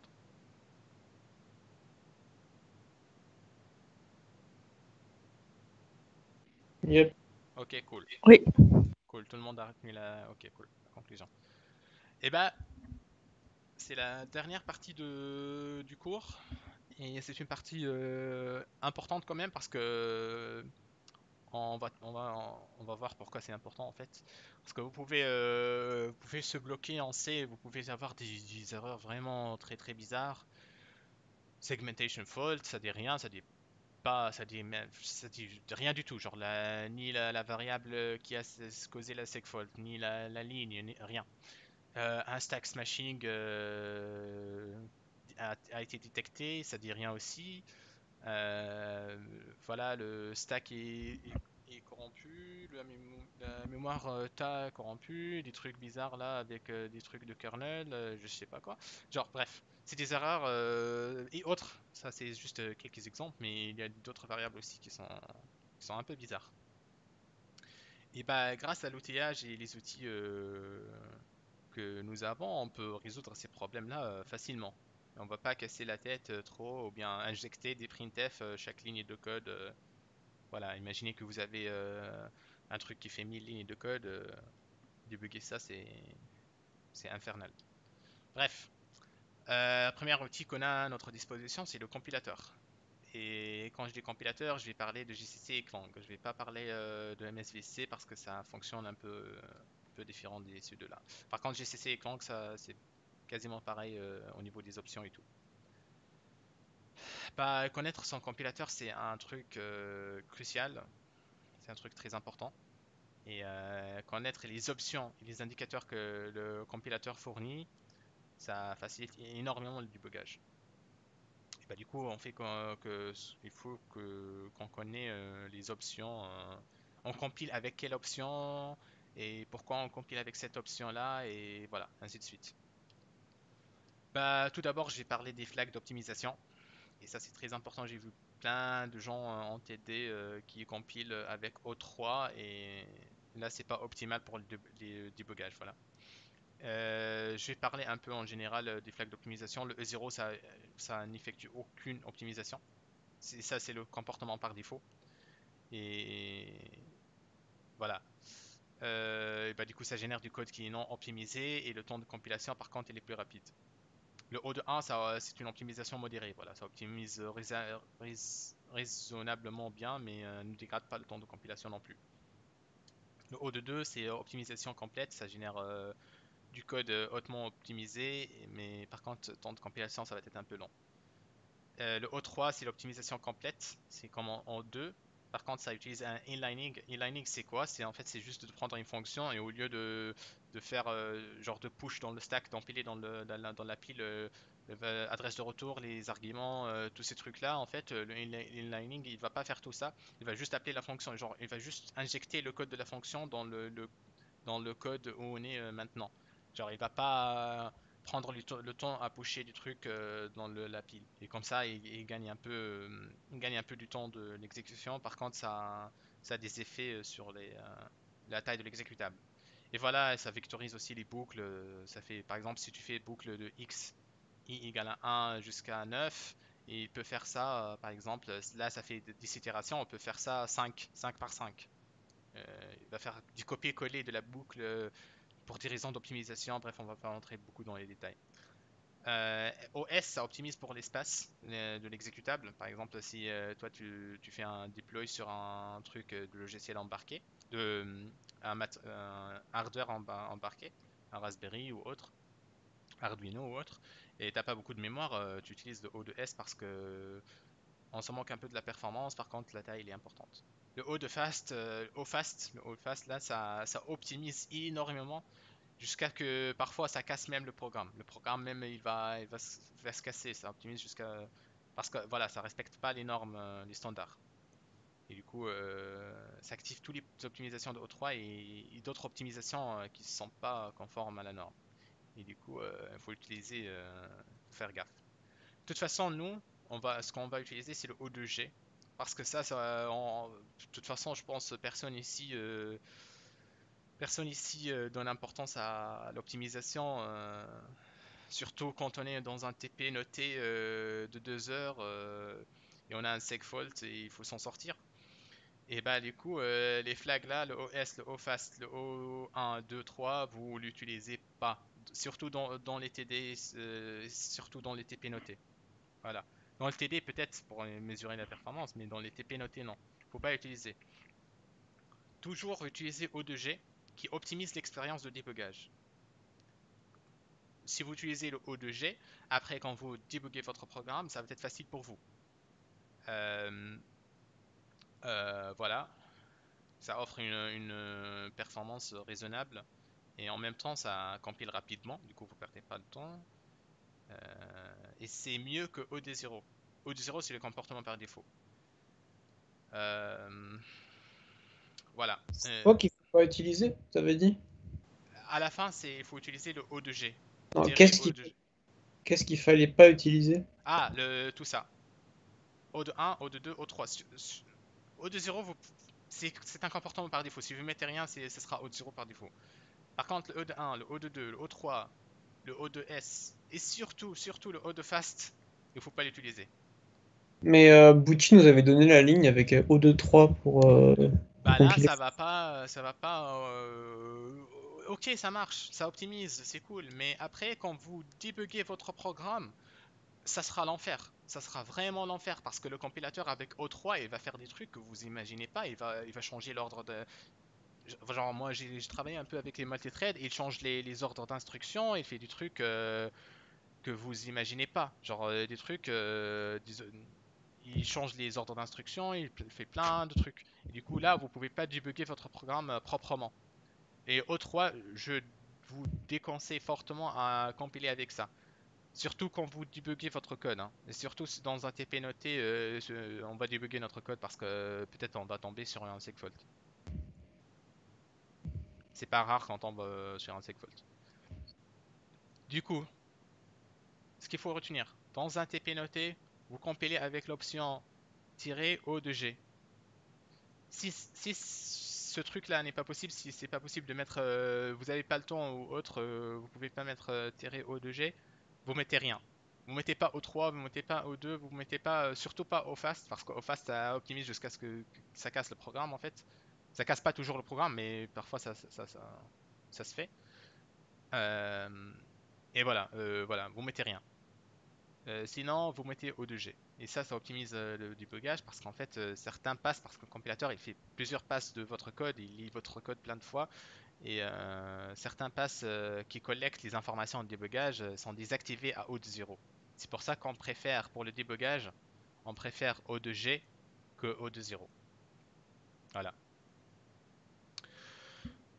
Pour activer la génération d'informations de débugage, vous devez aussi utiliser le flag -2G. Au moment de compilation bien sûr. Et l'indicateur là en fait il est nécessaire parce que si vous utilisez un debugger comme GDB, le -2G en fait il va injecter dans votre exécutable les noms de fichiers, les noms de fonctions, tous ces trucs là. Et il va vous montrer en fait où exactement l'erreur s'est produite. Voilà, j'ai un segfault, il va vous montrer dans le fichier qui s'appelle toto.c la ligne 15 par exemple. Excuse-moi, j'ai pas compris, c'est quand qu'on mettait -O2G, c'est à quel moment et on est où? À un moment de compilation. Quand je compile, GCC main.c par exemple, et si je mets mes flags, je mets -2G qui va injecter les noms de fichiers, les lignes de fichiers, les noms de fichiers, les lignes et les noms de fonctions, et de O2G qui va collecter plus d'informations de débugage, plus d'informations de débugage qu'on peut utiliser après. Du coup, ce qu'il faut faire, c'est de compiler comme ça, voilà.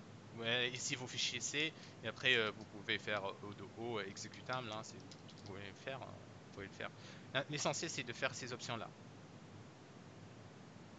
Ok, merci. Si c'est pas possible de mettre celle-là, c'est pas très grave, hein. Vous ne le mettez pas. Si c'est pas possible pour une raison quelconque, vous pouvez pas le mettre, vous le mettez pas, c'est pas grave. L'essentiel que vous mettez -2G en moins. Parce que O2G après, -2G après, quand on debug avec GDB, là ça va nous faciliter les choses parce il va nous montrer les noms de fichiers, ainsi de suite. Tout ce qui est lié à le débugage. Et c'est ce que j'ai écrit ici. Ce qu'il faut retenir à la fin, c'est que vous débuguez, utilisez O2G avec -2G à chaque fois que c'est possible. Et si ce n'est pas le cas, vous n'utilisez pas les autres flags de -O, les autres flags de -O.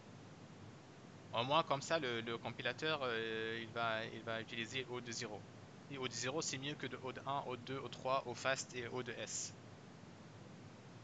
Voilà. Voilà.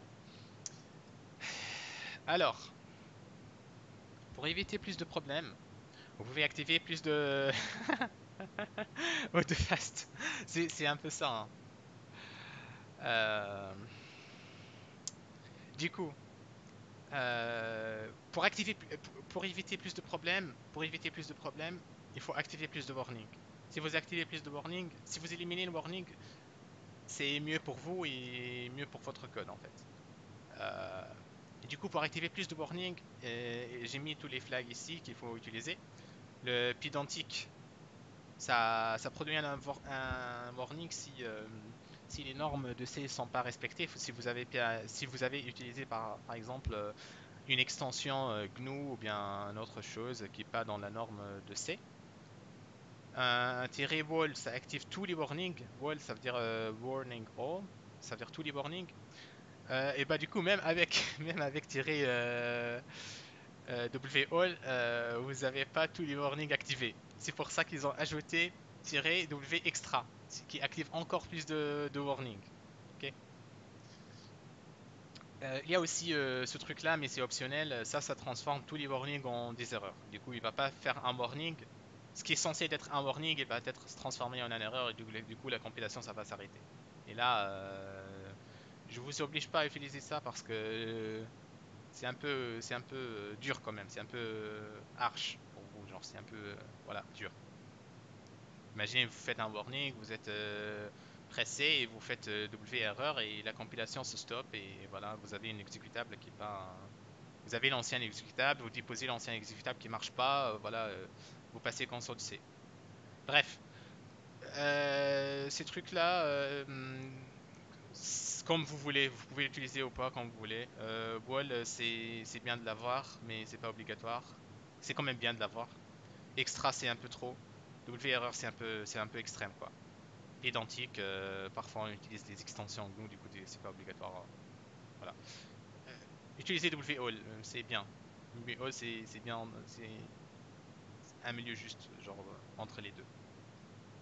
Entre avoir aucun warning et avoir des warnings qui se transforment en erreur, Wall, c'est la, c'est le truc parfait, voilà, qu'il faut utiliser.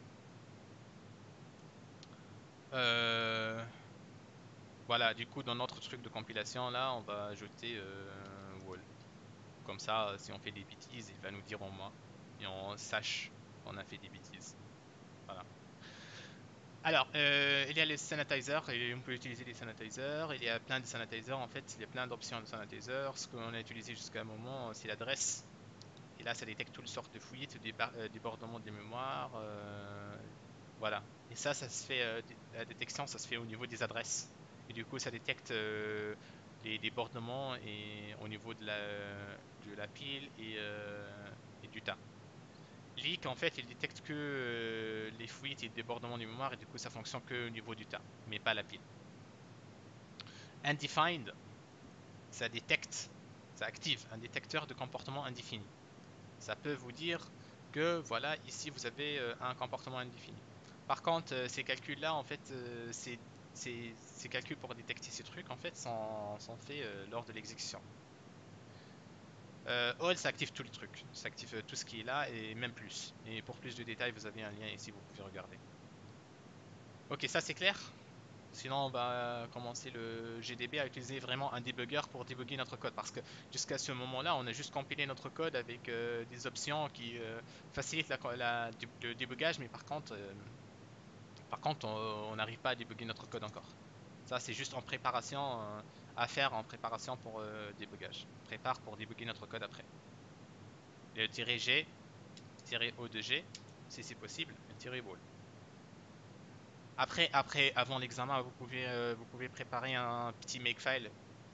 Je vais vous préparer un makefile qui détecte tous les fichiers .c et qui compile avec ces options-là. Voilà. Et ça vous facilite la vie. Comme ça, vous n'avez pas besoin à compiler tous les trucs avec toutes les options et perdre du temps à écrire tous les fichiers. Mais peut-être dans le TP noté, peut-être Monsieur Gauthier, il va faire un makefile qu'on va utiliser pour le TP noté. Bref, je vais préparer en tout cas, mais bon.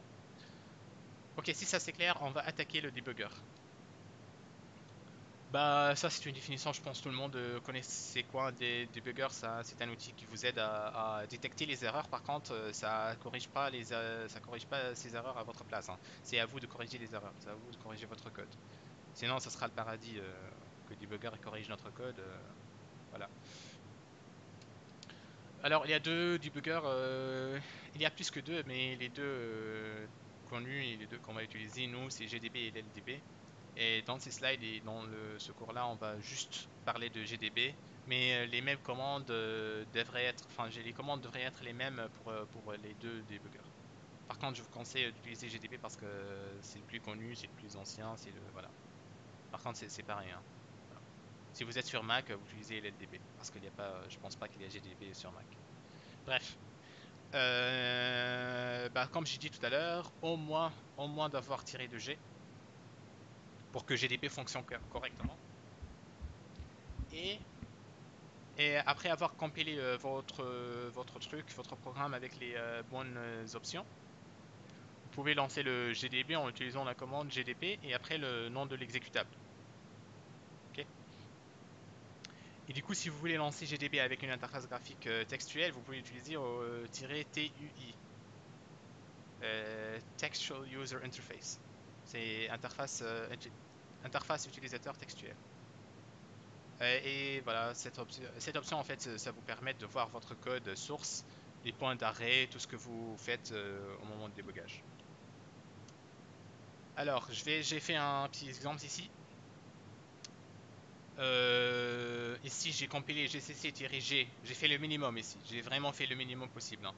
Le minimum, c'est -g. Main.c. Après, j'ai chargé gdb, point le nom d'exécutable. Après, j'ai gdb qui se lance ici. Ici, j'ai reading symbols from et le nom du programme. Par contre, si j'ai un message qui dit no debugging symbols found in et le nom d'exécutable ici, ça veut dire que c'est pas bon. Ça veut dire que vous galérez un peu après à débugger votre programme parce que les noms de fonctions, les numéros de ligne ne seront pas inclus dans le truc. Et du coup, ça signifie que vous devez recompiler votre code avec -2G. Ok? Et bah, si vous faites pas ça, le débugage, ça sera un peu difficile. Et parfois même inutile. C'est perte de temps, quoi. Ok, une fois on a fait ça, et on n'a pas le message qui dit ça, on peut faire plein de choses avec GDB. On peut faire soit le file exécutable, ça charge un programme. Si on lance GDB tout court, on a oublié par exemple de charger notre programme, ou bien on veut changer notre programme chargé, le programme chargé, on peut utiliser file et le nom d'exécutable, et là ça va charger notre exécutable. Run, ça exécute notre programme. Et vous pouvez passer aussi des arguments. Par exemple, si votre programme prend des arguments, vous pouvez utiliser run, espace, argument 1, ou vous tapez votre chaîne, ou bien ce que vous passez comme argument, espace, argument 2, et ainsi de suite. List, ça affiche quelques lignes de code où on est actuellement. Vous pouvez utiliser des breaks. Des breaks, c'est des points d'arrêt. Par exemple, le code s'exécute et ça s'arrête jusqu'à le break que j'ai précisé ici. Et le break, en fait, on donne un nom de fichier, par exemple main.c, ligne 16. Voilà, deux points ligne 16. Et ça définit un point d'arrêt. Et du coup, le programme va s'exécuter, il va s'arrêter quand il arrive avant d'exécuter la ligne 16 du fichier main.c, par exemple. Pour afficher tous les breakpoints, on utilise info breakpoints. Ça affiche toutes les informations des breakpoints, y compris son numéro. Et là, le numéro, il est important parce qu'après, on peut delete, on peut supprimer le breakpoint en utilisant ce numéro-là. Voilà. Il continue quand on arrive à un breakpoint, un point d'arrêt, et on veut que l'exécution se continue. On peut utiliser la commande continue dans GDB, et là, ça continue à exécuter notre programme encore une fois. Alors, ça, c'est important. Mais ce qui est important, c'est qui est vraiment très très très important, c'est ce slide-là, sauf ce truc-là, là. Sauf ce truc-là.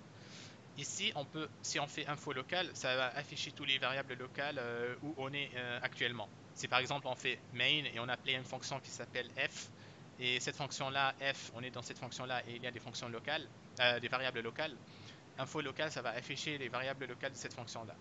Info arg, pareil, si on est dans cette fonction-là et cette fonction-là, ça prend des arguments, ça va afficher les arguments de cette fonction où on se trouve maintenant.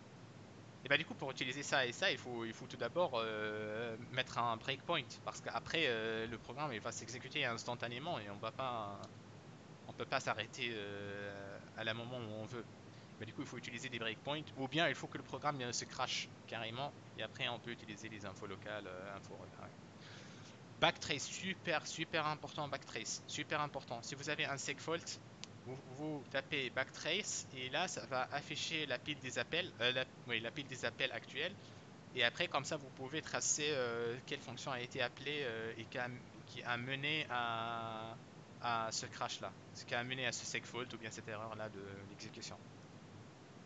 Backtrace full, c'est comme backtrace, mais sauf que ça affiche aussi les variables locales. Du coup, ça combine ça avec ça. C'est une combinaison des deux. Print expression, ça peut ça peut afficher une expression, la valeur d'une expression quelconque. Ici, on peut utiliser aussi print nom de variable, et comme ça print le nom de variable, la valeur de la variable, quoi. La valeur de la variable, par exemple, si dans mon main j'ai int a égale à quelque chose, et après je fais un breakpoint, et après je lance GDB, et après je fais un breakpoint, après je print la valeur de a, là ça va me donner la valeur de a. On peut changer les variables dans notre exécutable en mettant set, le nom de variable et la valeur. Et comme ça change la variable avant de continuer l'exécution. Avec la valeur bien sûr modifiée. Et ça affiche le code assembler de la fonction actuelle qu'on est en train d'exécuter. Et après, voilà.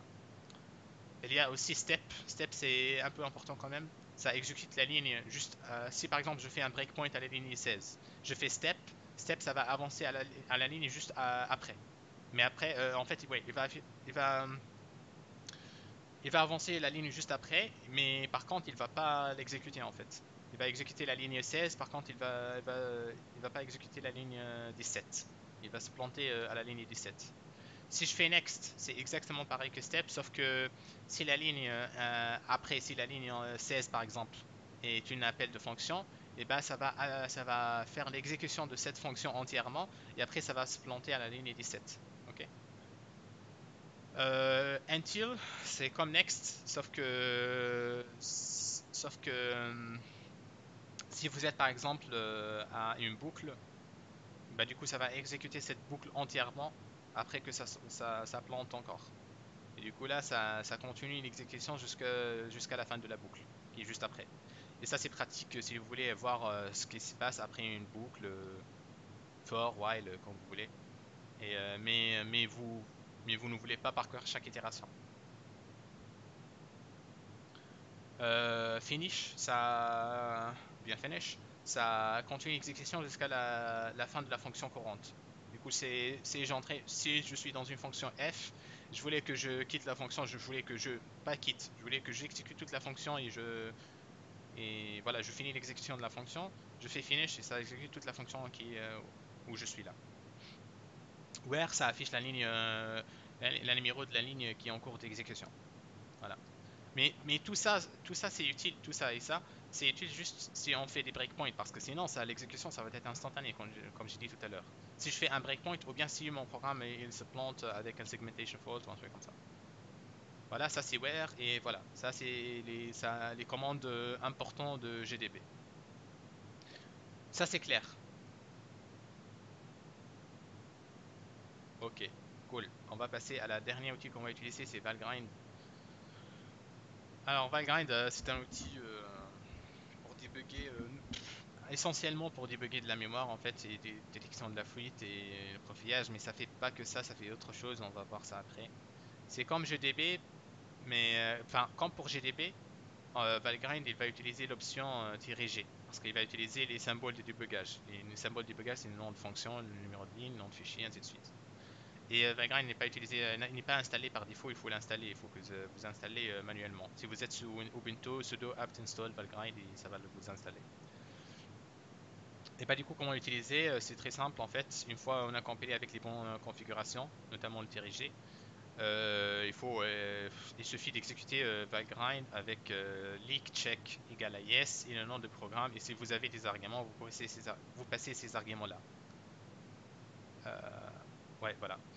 Euh, un exemple, de code que je vais débugger avec Valgrind, c'est ce code-là. Par exemple, j'ai inclus stdlib pour utiliser malloc. J'ai une fonction qui s'appelle toto et j'ai fait un malloc. J'ai écrit à la case 6 et après j'ai appelé malloc dans main. C'est quoi le problème avec ce code-là? Là, vous êtes des experts en C. Normalement, vous devez savoir c'est quoi le problème exactement avec ce code. Exactement, il y a deux problèmes avec ce code. On n'a pas pris le X et on appelle X de 6 et c'est pas possible parce que X c'est pas assez grand, non? Je sais pas. X de 6, ouais, parce qu'en fait on est 5, du coup à la limite on peut que utiliser X de 4, 0 jusqu'à 4, et on n'a pas pris X. C'est exactement ça, il y a deux problèmes, c'est exactement ça.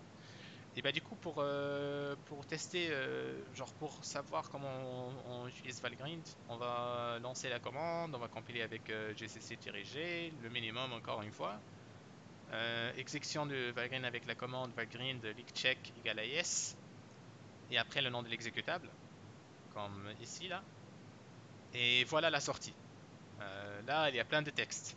Il y a vraiment beaucoup de textes et comment interpréter ce que Valgrind nous a fourni. Et bah du coup, on va commencer par ça. Ça en fait. Et qu'est-ce qui est là en fait, ce bloc-là. Voilà, j'ai supprimé un peu les choses qui ne sont pas importantes pour que ça tienne sur un diapo. C'est pas important ça. Euh, En fait, ça, le 2000 quoi, 2200, c'est le PID du programme, c'est pas important, on s'en fiche. Invalid write of size 4, c'est une écriture qui est invalide qui est écrit dans la mémoire 4 octets, qui écrit 4 octets dans la mémoire et qui est invalide. Et qui est, genre cette erreur-là, elle est générée à Toto ligne 6 et Toto était appelé par main à la ligne 11. Alors si je compile pas avec -g, là j'aurais n'importe quoi parce que ça va pas voilà, injecter les informations. Bah ici en fait la ligne 1 ça indique l'écriture de 4 octets dans une zone mémoire qui ne nous appartient pas, qui appartient pas au processus. Et après ce qui est affiché après c'est la pile des appels menant à cette erreur. On a appelé main ligne 11, après main ligne 11 appelé Toto et Toto ligne 6 ça ça ça fournit cette erreur là. La ligne 4, la ligne 4 qui est cette ligne là donne plus de détails sur l'erreur de la ligne 1. Il précise l'adresse où l'écriture s'est produite. Genre, j'ai écrit à cette adresse-là. Et la position de cette adresse par rapport à ce que nous avons alloué auparavant, avant. Ce que nous ici, on a alloué malloc, x, bah du coup x de 6, c'est l'adresse de x plus 6. Et bah du coup, il va nous dire qu'on a écrit à l'adresse qui vaut x plus 6, c'est un numéro voilà, quelconque, et qui est décalé de 6 cases, 6 fois 4, parce qu'il compte par octet, je pense, qui est décalé de 6 fois 4 octets par rapport à x. C'est ça ce qu'il dit la ligne 4 en fait. Voilà, 4 octets. 4 octets après le bloc, après un bloc de taille 20 octets. Et voilà, ça s'est produit à malloc qui vient de Toto, qui vient de main. L'adresse là, l'adresse là. Et bah du coup, il montre également d'où vient cette adresse en affichant la pile la pile d'appel. Voilà. Du coup, il va nous dire en fait, ça vient d'où cette adresse où on a écrit et ça vient en suivant quelle pile d'appel. Après, la deuxième erreur, c'est le truc là, qui est là, qui est là, quelque part ici, là, ce bloc-là. Ça, j'ai enlevé le 2200, 2200 parce que c'est pas important.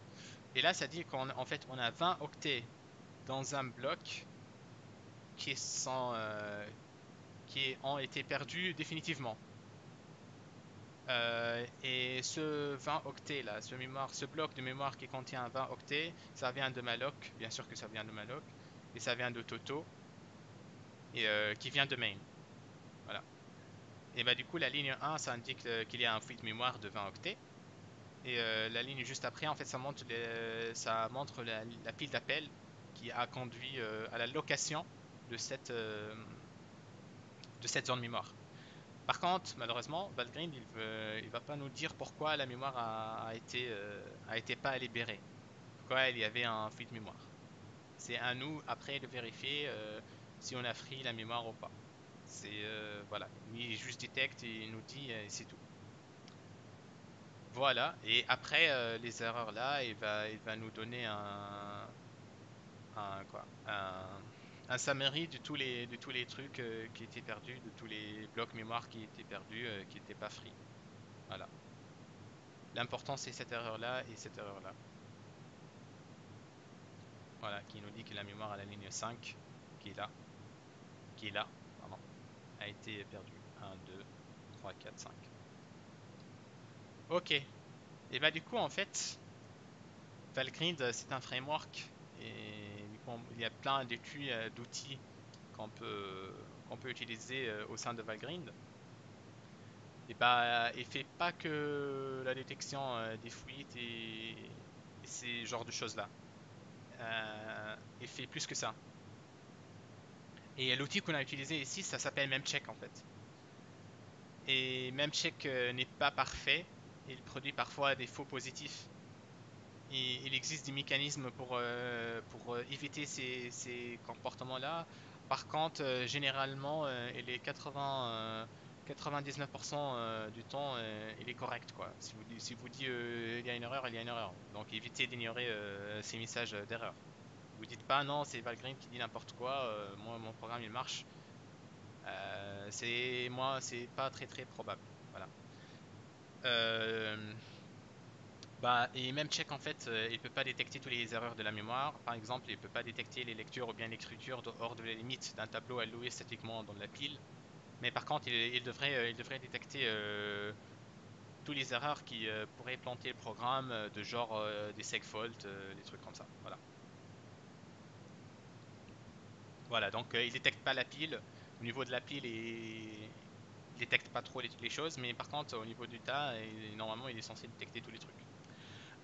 Il peut faire plus que ça en plus. Il peut, en utilisant le leak check yes, il peut le même check, l'outil même check, en fait, il peut signaler l'utilisation des variables non initialisées. Et bah du coup, avec un message qui souvent dit le saut ou bien il y a un saut ou bien un déplacement conditionnel qui dépend d'un variable qui est non initialisé. Et ça, parfois c'est un peu difficile de déterminer la cause, pourquoi en fait on a ça. Et si vous utilisez track origin égale à yes, vous pouvez obtenir des informations supplémentaires, pourquoi il y a un saut ou bien un déplacement qui dépend d'une variable qui est non initialisée. Bah, du coup, ça c'est un peu important parce que c'est important, c'est pas un peu important parce que ça détecte que vous n'avez pas initialisé certaines variables et du coup il va vous signaler.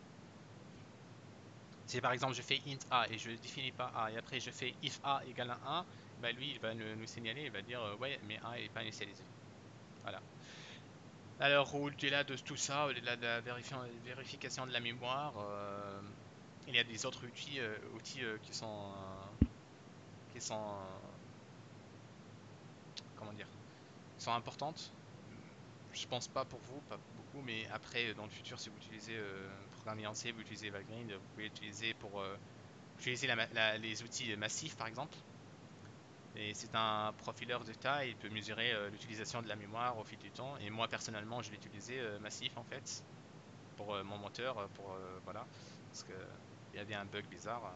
Bref, un cache grind, c'est en fait c'est un profileur de cache et ça mesure le succès ou bien l'échec des caches de la mémoire cache et éventuellement aussi la prédiction des branches qui est dans le CPU. Et il fait tout ça en simulant les instructions de la machine et tout. Et voilà, la machine, le hardware, tout ça.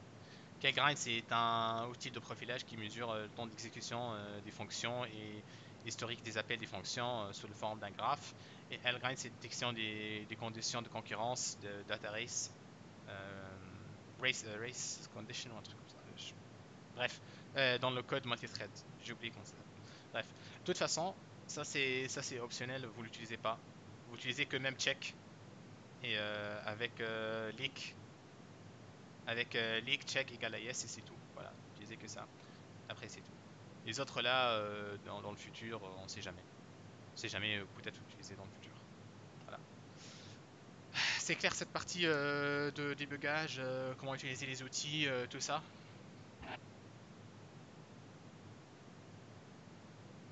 Plus important, c'est GDB là avec les commandes là. Avec les commandes là, voilà. Et Valgrind, je sais pas. Si vous utilisez Address Sanitizer, c'est un peu redondant d'utiliser Valgrind. Mais par contre, Valgrind il est sympa, genre c'est super. Non. Non, il fait pas, non. Et si tu veux faire ça, en fait, tu peux utiliser Address Sanitizer, genre comme ça.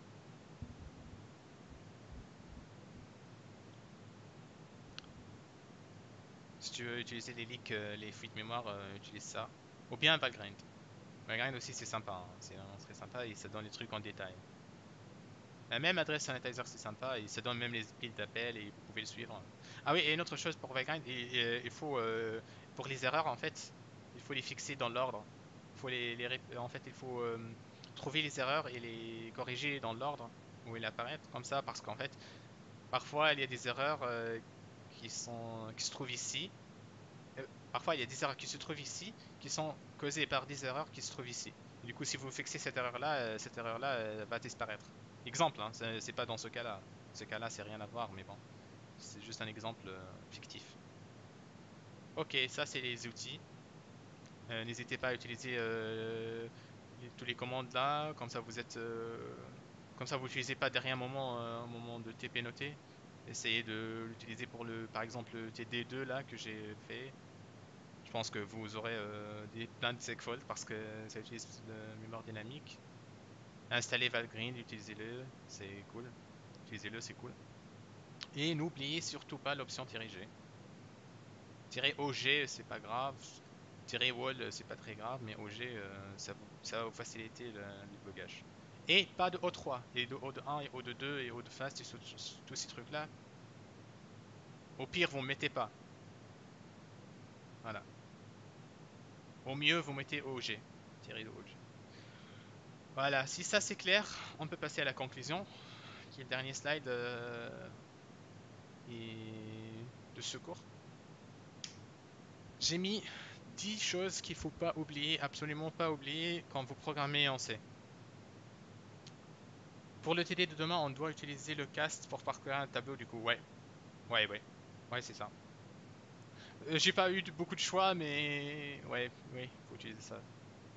Parce qu'en fait, je voulais pas que le tableau il contient que des int ou bien des doubles ou un truc comme ça. Je voulais que ça soit plus générique que ça et du coup j'utilisais un void astérix. Bah du coup vous utilisez le pointer cast, ouais. Et caster vers un char si vous voulez ajouter des octets ou un truc comme ça, voilà, caster vers un char étoile. Comme ça vous parcourir octet par octet. Parce que le char c'est l'unité la plus petite de la mémoire en fait. Un booléen en Python ou bien en Java ou un truc comme ça, c'est un char, hein. C'est un octet. Même si ça prend un bit, c'est un octet. Du coup, on perd 8 bits pour un octet. 8 bits pour un bit. Voilà. Bref, 10 choses qu'il ne faut absolument pas oublier quand vous programmez en C. Les comportements indéfinis, essayez de l'éviter. C'est vraiment très important, hein. C'est pour ça que c'est la première chose ici, dans la liste. Les limites de la mémoire allouée, il ne faut pas le dépasser. Ça, c'est la deuxième chose, il faut faire gaffe.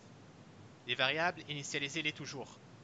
C'est pas grave, initialisez-les à 0, à un truc. Comme ça, ça sera pas n'importe quoi. Comme ça, vous oubliez pas après. S'il faut programmer un truc de haute performance, c'est pas très grave, de pas l'initialiser. Tant que vous initialisez après, vous utilisez, vous savez que ce que vous faites. Mais pour un TP noté pour le but de l'examen, initialisez vos variables toujours. A 0, moins 1, 1. L'essentiel que vous initialisez, comme ça vous avez des trucs déterministes, quoi. Voilà. Les fuites mémoire, essayez de l'éliminer. Utilisez les outils Valgrind, Address Sanitizer pour les détecter aussi. Les tableaux et les pointeurs ne sont pas exactement pareils, ne les confondez pas. Les aignions, quand vous utilisez, faites gaffe. Faites gaffe quand vous utilisez. Les variables, il faut que vous sachiez où ça existe exactement et dans quelle région. Est-ce que c'est dans le tas? Est-ce que c'est dans la pile? Ça, c'est le plus important. Et en deuxième temps, est-ce que c'est dans le BSS data? Et c'est BSS data, c'est pas très grave, mais est-ce que c'est read only ou bien écriture, lecture-écriture ou bien est-ce que c'est juste lecture? Comme on a vu dans les slides la dernière fois dans les slides là tout en haut. Les pointeurs casting, quand vous utilisez les pointeurs casting, soyez prudent parce que il faut pas caster un char étoile vers un int étoile. Voilà, il faut respecter l'alignement, tout ça. Généralement, comme je dis tout à l'heure, caster d'un type qui est de taille large vers un type de taille moins large, c'est ok, mais l'inverse c'est pas ok. Vos chaînes, n'oubliez pas de les terminer par un nul, le backslash 0 là, vous n'oubliez pas. Généralement, c'est fait par le compilateur, hein. Généralement, c'est fait par le compilateur, mais si vous déclarez, si vous construisez votre chaîne vous-même, vous n'oubliez de faire ça. N'oubliez pas de faire ça. N'oubliez pas de terminer par un nul si vous construisez votre chaîne lors de l'exécution. Sinon, c'est une chaîne statique qui est finie. Si c'est une chaîne définie lors de temps de compilation, le compilateur il va l'ajouter automatiquement, implicitement automatiquement. Et finalement, les outils, Valgrind, GDB, GCC, tout ça. N'hésitez pas à l'utiliser, ça vous aide énormément à débugger votre code et si vous avez des erreurs cheloues, vous pouvez le débugger facilement. Voilà, ça conclut notre code, notre cours de C. Et il y a quand même des choses que j'ai pas parlé, comme le const, mais parce que j'ai pas parlé parce que je pense que c'est facile, hein. Après, si vous avez des questions sur les consts ou, ou autres trucs, vous pouvez les poser, vous pouvez me poser, voilà.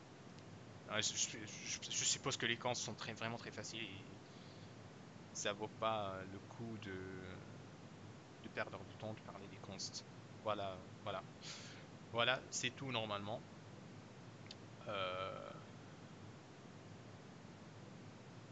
voilà, c'était un marathon, mais bon, on est arrivé enfin. Et bah de rien. Et voilà, j'ai pas parlé de cons, donc faites gaffe, hein, révisez le cons si vous n'êtes pas à l'aise avec les cons, révisez les cons. Sinon, venez discuter avec moi sur Discord, Facebook ou autre. On peut discuter des cons. Je peux vous expliquer vite fait. Ou bien au pire, s'il y a beaucoup de gens qui veulent que je fasse un petit truc de genre 15-20 minutes, un vidéo que je fasse comme ça offline et après je vous transmets la vidéo pour vous parler des cons, je peux le faire, hein. Ok, voilà. On a quand même parlé un petit peu quand juste un nom, mais voilà, c'était juste au passage. Voilà, n'oubliez pas ces 10 trucs-là, c'est super important, ces trucs-là. Et voilà, c'est le cours. Les slides se trouvent sur GitHub. Vous avez le lien. Et voilà, ce qu'il me reste, c'est les TD. On va faire ce TD-là sur la mémoire dynamique et le prochain TD, ça sera la manipulation des fichiers. Parce qu'on a fait la manipulation des fichiers, du coup, il faut qu'on fasse un TD sur ça. Et sur ce TD, ça sera on va manipuler, on va faire des produits de convolution sur des images, ça sera cool. Ça sera cool. On va fabriquer quelques filtres, on va dire entre guillemets Instagram. Mais bon. Voilà. Bah merci à vous, bonne journée. Merci, bonne journée. Bon courage pour votre TP noté. Pas bon courage. Merci.